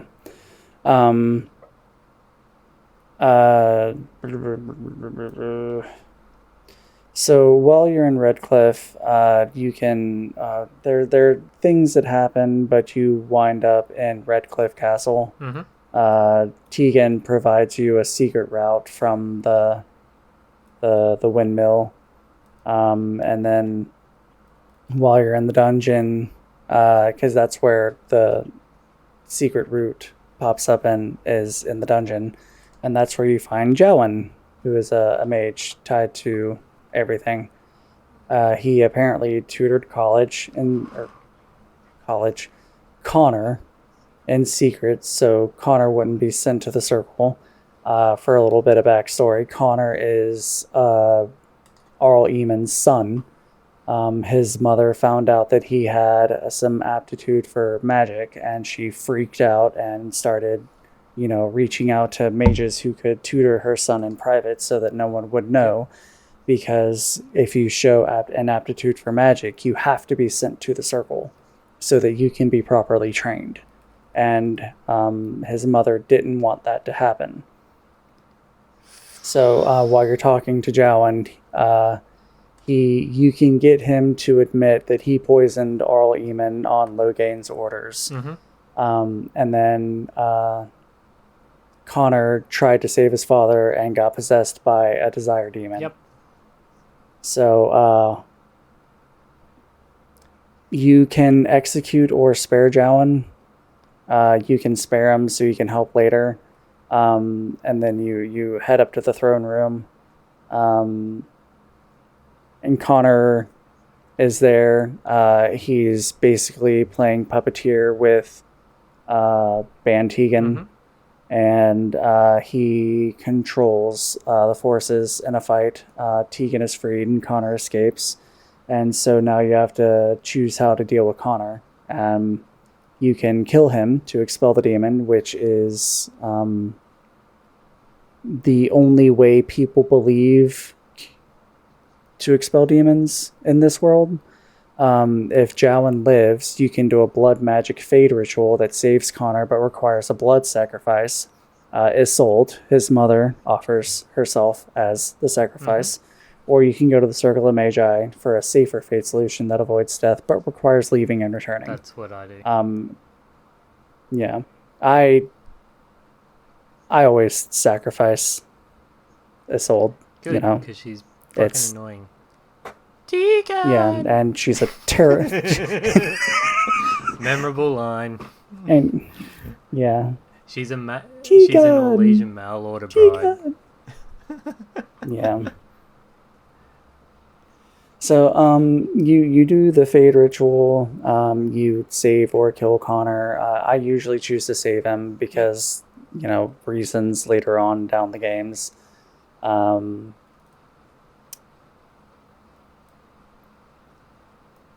then that's pretty much it. Okay. The reason this is the canon thing is that you can go to the Circle of Magi and do that whole quest afterwards. But yeah, it's here in Redcliffe that you pick up the quest for the Urn of Sacred Ashes. So you can do that next, but I don't because the boss of that dungeon is hugely difficult. It's at this point that I take a bit of a detour and I go and pick up DLC character Shale. Yes. She's awesome. I don't think I don't have any of the DLC stuff in here. But I mean the DLC, that one is pretty straightforward. Yeah. You go to this village, you on the way you meet a guy who is selling a rod of a golem rod basically. He gives you the passphrase for it so you can activate the golem. You go to this village, the passphrase doesn't work. You do some exploring, you find a house, you find a barrier in the basement because they're being attacked by spirits or something. I don't remember. Long story short, one of the characters' daughter is down in the under basement, I guess. And she's in danger. Don't really know, but you're sent to go get her. Yeah, but you're sent to go and retrieve the daughter. So when you get down to the under basement, you find this girl talking to this cat with glowing purple eyes. Come to find out, the cat is a possessed cat with a desire demon possessing it. Nice. And she's trying to coerce the girl into letting it possess the little girl.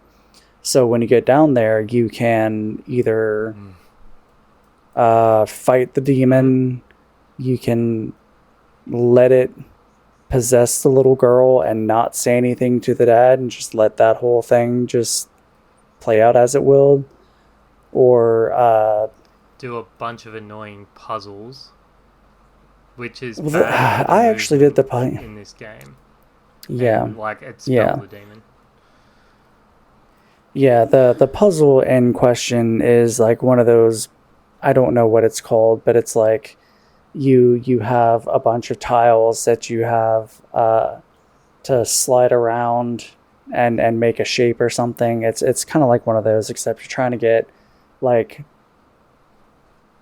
like fire jumping from pots, and you have to get it from point A to point B, and you have to slide Yep.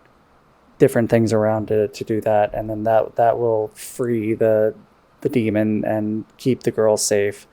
Um, and then after you do that, you go talk to her dad, and he gives you the correct passphrase, and then you go get Shale. First time I did the Shale puzzles. is Second time I just let the demon possess the girl, and every other time it's just yeah. quicker. It is quicker. There's moral standpoints, but honestly, when it We'll comes to get the there. wider aspect of the game, it doesn't really do anything. Yeah, we'll talk about my moral standpoints when we get to the circle. Yeah. So after I forget what that place is called, but after it's just a town, yeah, I usually head up Warden's Keep. Okay. Yeah. So I don't have Warden's Keep written down either, but again, it's a fairly straightforward but long DLC content. You meet up with this character in your camp, and he has ancestors that he wants to learn about, and they were not actors, but they were involved in the Battle of Warden's Keep between spirits and Grey Wardens and a couple mages and all that. And then so you're like, okay, yeah, cool, I'll help you. So you go to Warden's Keep, you fight a bunch of undead, you enter Warden's Keep, and you start getting all the backstory and like flashbacks of what happened. Because this guy Levi, he gives some pretty cool like dialogue on what he thinks is going on. Come to find out, the wardens, was it the wardens fighting the Templars, or was it the wardens and the Templars fighting? Yeah, I don't the Wardens and remember. the Templars fighting the undead from the experiments, because Old Man Yeah. was using...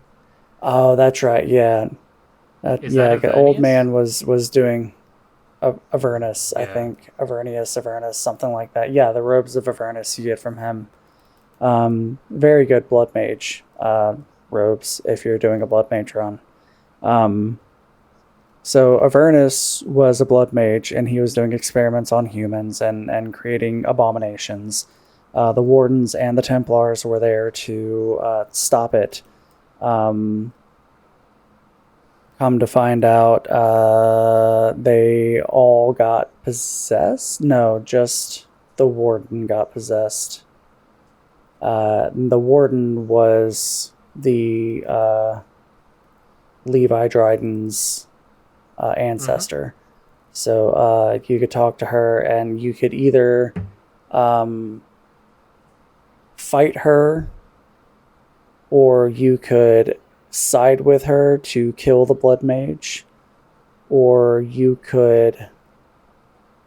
There were a ton of different ways to play it out, but the way I usually do it is I usually lie to her, tell her that I'll help her, I go deal with the blood mage, and then I come back. She does a ritual to close the veil, because that's how it all happened. While they're fighting the undead, the veil gets ripped open, and so a bunch of demons and all that stuff start coming through, and that's how the possession happens. So after you kill the blood mage, Avernus, she can do a ritual to heal the veil, and then after you do that, I usually end up fighting her. because she's got some really good Yeah. armor. And if your coercion is high enough, you can have her tell you about some reward that is in the office that she's in. Yeah. And then after that, Levi and his brother kind of take over Warden's Keep, and they become not like a home place, but you can go there and dump a bunch of stuff into a chest that way, like for safekeeping. Yep. And then a little side quest later, if you come across it, you can have Levi's brother, the blacksmith, make some star metal, like a long sword or a great sword. I think he could also do a shield. I think maybe. I don't remember. I always do a sword. Yeah, I always do a sword too, just because that early in the game, it's really worth it. Yep. And that's Warden's Keep. I play it pretty much the same way. Yeah. After Warden's Keep, I would probably head to Circle of Magi. Okay. Yeah. So at Kenlock Hold, the tower is an open disaster. Kenlock Hold is... So, for reference, the circle is on an island in a lake. Kenlock Hold is the entry point by boat to the circle. So you have to do a fight with abominations, demons, and blood mages. Wait, no, that's not right. No, you go because that's in the circle. Talk to the fella at Lake Callanhead, because the circle's locked down because they've got demons pouring out of it. And you can convince him. I think you show him the charters maybe, and he lets you across. And you go speak to the first enchanter and the head of the Templar contingent there. Real quick side tangent. If you have been playing with Sten, and through dialogue, you find out that he lost his sword. He will tell you that it was by a lake somewhere. If you have him in your party, there's someone at the lake that you can talk to figure out where his sword went, because it is no longer there. But that won't be until later. So once you get to the circle, you pretty much go to help, because the circle mages are part of the treaties for any time a blight is upon us. They are sworn to give their help in any fight. So you have to stop at the circle to talk to the first enchanter and get them to join your merry band of blight killers. Yep. So there's dialogue that happens. You find out that the first enchanter is up at the top with blood mages, and you can coerce the Templar dude to let you go and rescue him. So he's like, okay, but if you don't do it, I'm going to enforce, or we're going to start the rite of annulment, which is, they wipe out all the mages. Yep. So you go up, and then you meet Wen, who is powering a force field to keep the abominations out. She joined your party or not, depending on what you choose.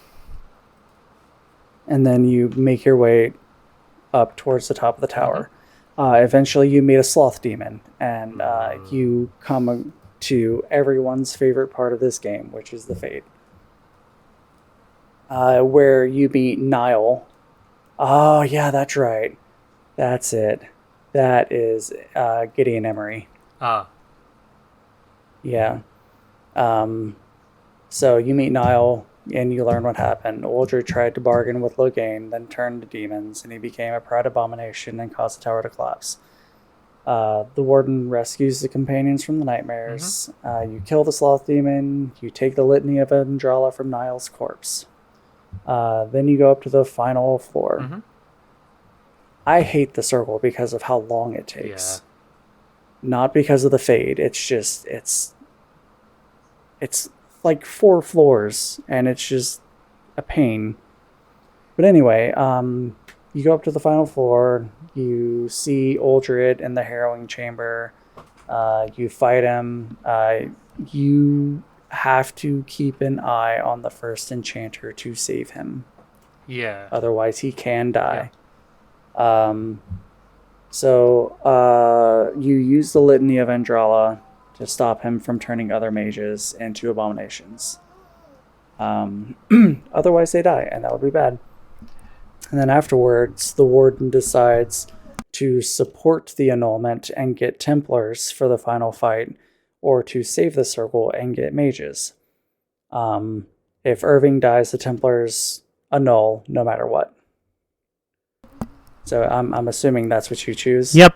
No matter what. No, well, this playthrough mainly because my fade mod didn't work to let me skip the fade. But I normally save them. Yeah, I do too, because the Templars are just assholes. Yeah. Pretty cool kind of Easter egg here for later games is you get to meet a Templar, a young Templar who becomes later on. Oh yeah, Cullen. Just before the final fight, you do meet a Templar called Cullen, and he's having his mind ravaged by... He's not possessed, but he's definitely under the effects of a demon, and he's set up a protective circle to kind of, protect himself. So he's kind of rambling, but, yeah. Yeah, he comes quite a way. Yeah, he does. And he's a great character in later games. So... normal playthroughs, I then take Win to go and save Connor. Because I normally don't. Yeah, I don't sacrifice this whole day or anything like that. And then Brazilian Forest. I leave Orzammar till last. So, alright, yeah, I usually do too. Just because, it's a pain in the ass, and the hoops you have to jump through. But in the Brazilian Forest, you find out that there's a Dalish clan that was attacked by werewolves, and cursed hunters are dying or changing. The Keeper Zathrian promises to support only if you kill Witherfang and bring its heart to him. The party meets the werewolves, led by Swiftrunner, who can speak and reason, meaning the story isn't as clean-cut as you are led to believe. So through exploring the Brazilian forest and doing a bunch of, side quests, you need to reach the ruins from either getting help from the Grand Oak or the Mad Hermit. Inside the ruins, the party learns the truth that Witherfang is tied to the Lady of the Forest. Zathrian created the curse centuries ago as revenge against humans who harmed his children, and that the curse and Zathrian's unnatural lifespan are linked. So, it's choice time, because you can either broker peace and end the curse, you can side with Zathrian and kill the werewolves, which will give you the Dalish elves at the final battle. You can side with the werewolves and kill the Dalish leadership, which will give you werewolves for the final battle. Either way, you gain an army. I usually broker peace. Same. Just because it's the best option. Yep. Self-explanatory. So, I like this story because of how emotionally charged it is. I always enjoy doing the Brazilian Forest story. Yeah. Just because, yeah. I don't think I've ever done a playthrough where I side differently. Even when I did the achievement, I just reloaded a save because it was horrible slaughtering the elves. Yeah, depending on what I'm doing, like is what like. I'll usually broker peace. There have been times where I've played an elf, and I've sided with Zathrian. Okay. And then I don't think.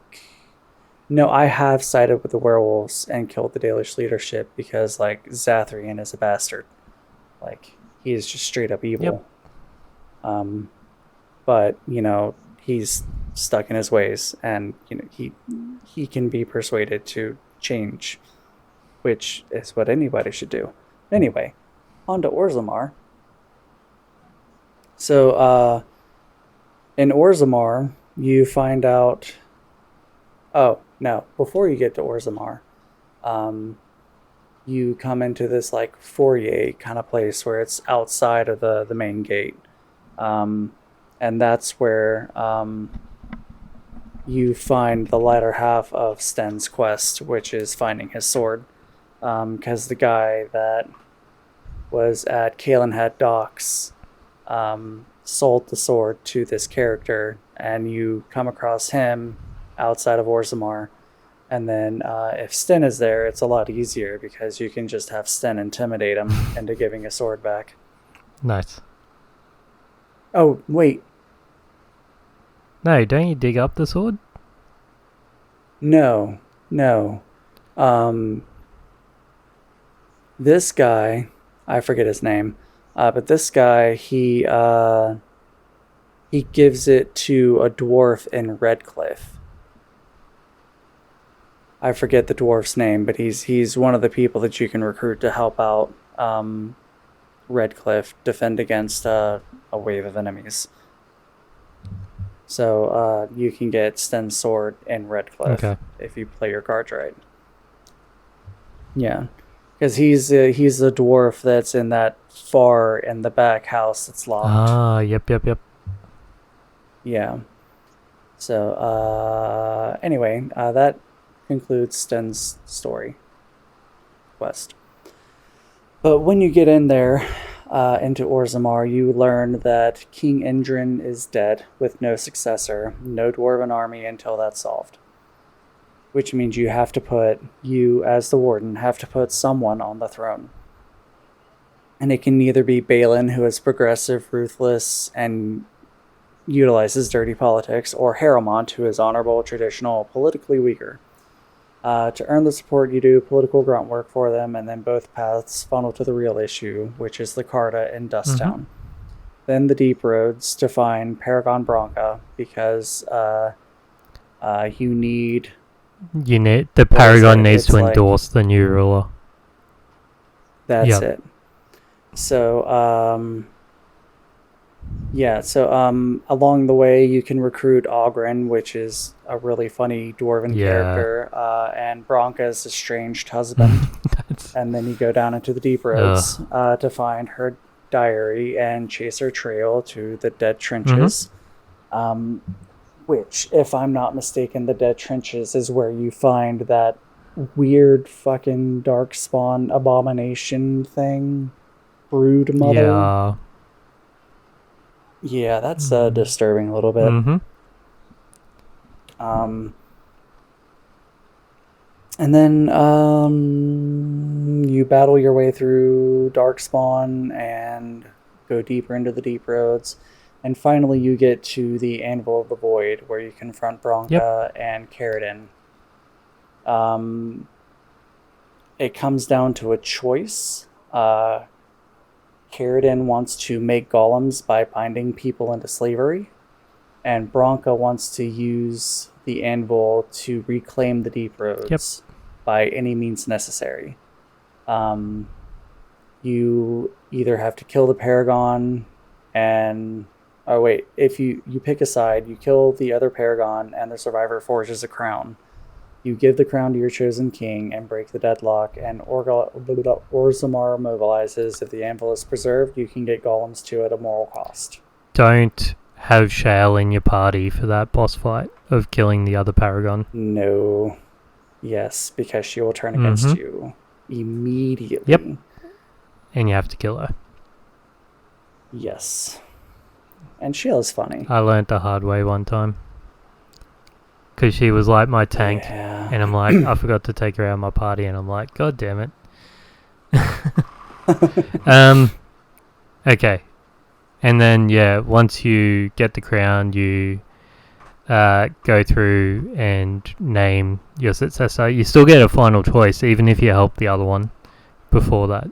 Yeah. I have learned through foresight, or through hindsight, that Balin is actually the better world choice here.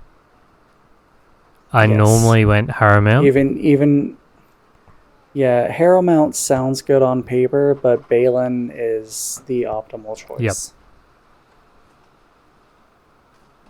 But that's only through hindsight playing the other games. At the time, Harrowmount, yeah, seems like the good choice. Yeah, another part of interesting storytelling where the best choice on paper isn't always the best choice, with the following consequences. And you can also get a lot more of an understanding from that if you play through the Dwarven Origins, because you're basically starting the game immersed in the political war that's going on. Yeah. But anyway, after the treaty allies are gathered, the warden returns to Redcliffe, and Eamon calls a lance meet. We haven't got the Urn of Sacred Ashes yet. Oh wait! Yep. That's right. So you go to this town called Haven, where the Urn of Sacred Ashes in Tomb of Andraste is rumored to be, and there's a cult being run there. And you can choose to kill the cult leader, which I always do because cults are bad. And then you enter the Tomb of Andraste and do some really interesting trials to get to the Urn of Sacred Ashes. Mm-hmm. And then you can either take a pinch of the ashes back with you and leave the urn as it is, preserved, with the guardians there. Or you can poison the Urn of Sacred Ashes, tainting it. Mm-hmm. Yeah. I just leave it. I've got no investment either way. Yeah. The ashes are rumored to cure any ailment, which is why you're here, to collect a pinch to, revive Arleman from his sickness. So, and then after that, he calls for lance meet to deal with Loghain. And then he pushes to put Alistair on the throne. And he even pledges Redcliffe forces and tells you to keep gathering the treaty allies if you haven't already. Mm-hmm. Just going back a step, sorry. Have you ever killed Leliana by poisoning the ashes and having her in your party? No. Okay. I refuse. I don't even want to entertain that idea. Okay. Because I love Leliana so much. She's probably she is one of my favorite characters in this game. It creates an interesting permutation in Dragon Age Inquisition if you do. Yes, it does. I've already looked into that. And now that I know what happens, I'm definitely not going to do it. Fair. Yeah. So after the lance meet, we cut to Dinnerim, where Erlina warns that Queen Honora is held by Alrend and Howe, and that he may plan to kill her and frame Eamon. So the warden infiltrates Howe's estate and finds Riordan, a Grey Warden from Orlais, who is also imprisoned. Through a series of events, you kill Howe and take his key to free Honora, and then the exit gets blocked by Sir Calthrian and Loghain's other men. You can surrender or fight a nasty battle, and Honora may betray you and claim you kidnapped her, depending on choices, but a possible outcome is that you get jailed in Fort Dracon and have to escape alone or are rescued. Very satisfying killing Al Eamon as a human noble origin. Yep. Agreed. I think the human noble origin is the canon origin. But I don't know. So while all that's going on, Honora is negotiating for support at the Lancemeet, possibly tied to marriage and crown sharing options. And then she points the warden toward trouble in the alienage to get leverage against Logain. Investigating that reveals that foreign circle helpers are actually Tevinter slavers and that Logain authorized it for gold to fund his army. So you confront a dude called Caladrius who can offer proof of Logain's involvement for money. You can bargain, kill him, or spare him, and he may offer a blood magic deal that sacrifices the elves to boost you, and you can refuse and save them, which is what I usually do because I don't usually deal with blood magic. I forgot about that section of the game when I played through this time. Yeah. I thought directly after you rescue Honora, like it was the Lancemeet. I completely forgot about the alienage this time. Yeah.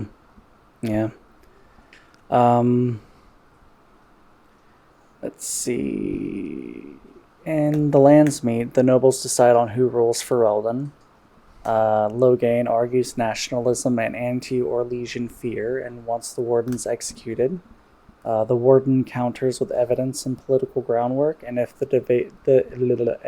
debate fails, it becomes a trial by combat. It is a difficult fight. If you do trial by combat, because you have to fight Logain. So the end state is that a ruler is chosen. Either Alistair, Honora, Alistair and Honora, or a political marriage involving a human noble warden. You can even romance Alistair as a female elf, but you can't marry him. You can still have him marry Honora, and you can be his consort. Riordan also advises Logain's fate. You can either execute him or recruit him as a Grey Warden, which makes Alistair leave. I'll never do that. I ended up doing it this playthrough because I knew you would never do it. Yeah. It was hard. I really wanted to. Yeah.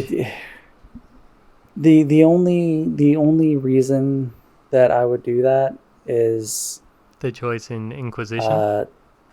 Yeah. Yes. Yeah. So we're coming up on the eve of the final battle with the Archdemon, and Morgan comes to you. We didn't even go into Morgan's story. Real quick to touch on it, while you're in the circle, you find a grimoire. You can give it to Morgan, who finds out it's Flemeth's grimoire. She finds out that Flemeth has been keeping herself alive by using daughters as a body to transfer her soul into. Yes. So she's basically been mind possessing her daughters for centuries. And Morgan is pissed at this. So she's like, hey, go kill my mom and steal her actual grimoire because this isn't her actual grimoire. So you can do that, and it's a very difficult, very difficult battle. Level 20 dragon, which I'm pretty sure. Yes. So, you do that, and you give her her actual grimoire, and that's all I remember from that. Yeah. See, I get it, but I also don't like where they took the consequences of that from other games. Yeah. I think that was one of the things you can do. Now, if this is your first time playing this, like, it depends on what you want, because I don't want to spoil the other games, but there are other options that you can do. Like, you can think you can just You can lie to Morrigan. Yeah, you can lie to Morgan and tell her that her mother's dead. And Flemeth will just give you the grimoire. But yeah, there are things left best unsaid concerning Flemeth, because she is a major character in the following Dragon Age games. Yeah. I just lie to Flemeth because I don't want to do the fight.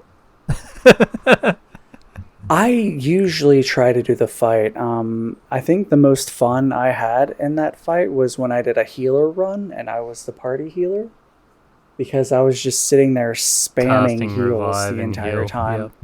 Yeah, like it was so challenging and it was very fun. But that's Morgan's story. So Morgan comes to your tent on the eve of battle, and she has a proposition for you. Riordan, let's see. Yeah, so Riordan, who is a Grey... Yeah, we already said that. Riordan's a Grey Warden. He tells you that killing the Archdemon requires a Grey Warden to land the fatal blow. The Archdemon's essence jumps into the Warden and kills them. But Morrigan offers an out, a ritual requiring a male Grey Warden to conceive a child with her. The Archdemon's essence goes into the unborn child instead, and if you choose to go that route, Morgan will leave the party afterwards and won't be tracked down. You can persuade another male Warden to do it, Alistair, or refuse, and Morgan leaves. Or Riordan, I guess, yeah. Yep. Canon playthrough, I'm already romancing Morrigan, so this is an easy choice. And I didn't have Alistair this time around, so yeah, I got Riordan to do it for this playthrough. Yeah.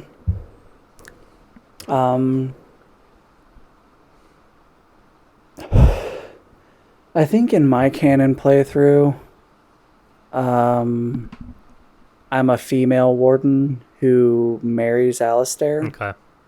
But I persuaded him to do it. Oh, okay. So you're a cuck Warden. I guess. Okay. And see, I honestly don't remember what I did, and whenever I pull it up on the Keep, like things got changed. I don't know, but it doesn't tell me what it was that I did. Okay.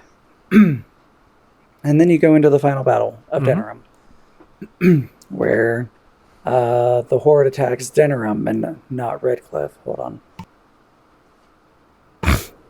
Okay. So the Warden races back and fights through the city using recruited allies. The plan is to lure the Archdemon to Fort Dracon, and Riordan makes the first attempt. He wounds the Archdemon enough to ground it, but dies in the attempt. The Warden finishes the Archdemon on the roof, and he dies. Darkspawn break, and the fifth blood ends. It sounds clean cut, but it's really not, because like you're running around a rooftop while you're summoning your treaty allies to help you out. It really is helpful to have the mages, because they're long range and they're strong. The golems are also strong. Wait, how do you get your player character to engage in this fight? It's really difficult. Do you just spam the ballista? You can. That's what I do for about 25 minutes. And then... yeah. It's a long fight that way. It is a long fight that way. You can, if you're a melee character, you can chase the Archdemon around and fight it that way while you're summoning characters. The easiest playthrough I found was on a rogue archer, because I just planted myself and just attacked it from afar. Yep. But it's a really fun fight. It's a really cool cutscene at the end. I think the first time I ever played this game, I think I was a rogue.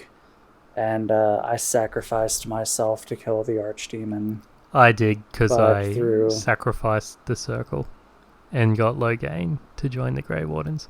Oh, you can also get Loghain to sacrifice himself if you recruit him. Oh yeah, yeah. You have to. Don't you have to have like an approval rating or something, Yeah, it's pretty hard to do. or talk him into him or something? Yeah, it's fairly hard to wrangle, but I think you can, talk Loghain into sacrificing himself, which would be a pretty fitting end, to be honest.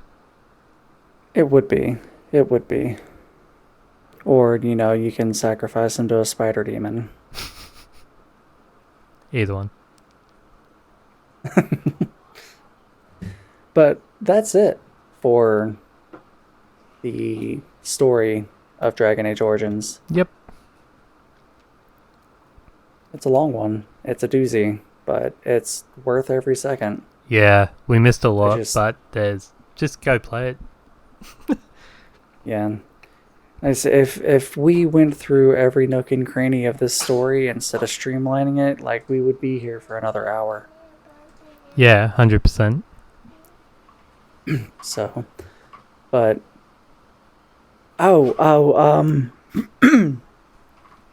because like we didn't even go too in depth about the combat, and how enemies have strengths and weaknesses to like nature damage and spirit damage and and all that stuff, and fire and ice and lightning, and there's so much more to the combat than all that. But again, we're already at 3.5 hours, so we're gonna cut it short and cut our losses where we think they should be to keep this long but short. Yeah, we might do Awakening as either a separate episode or DLC, and we can cover it off there. Even go into the depth with the story DLCs for like Witch Hunt, Golem of Ragnarok, and all that. Yeah, I might actually try and go back in and try and get this game to work so I can actually do a full playthrough, because I've never done any of the story DLCs. Oh, you're in for a bit of a treat So- then. They're pretty good. Yeah, and I recall you saying how difficult it was to not have your warden go into, was it Witch Hunt? Or no, Awakening, You yeah. were trying to do Awakening, and you had to use a default Yeah, it's hard. build that I was would not import. transferred. Yeah. And it was difficult. Yeah. So, But yeah, thank you very much for listening once again, everyone. Go to our socials, leave a like, leave a share, or if you would be so kind to join the Patreon, that would be very much appreciated. Our next game will be Serious Sam First Encounter, hopefully with Dalton, and we will see you all then. This has been Spectre Approved. I am Adam, and I'm Fenris. and happy gaming. Bye.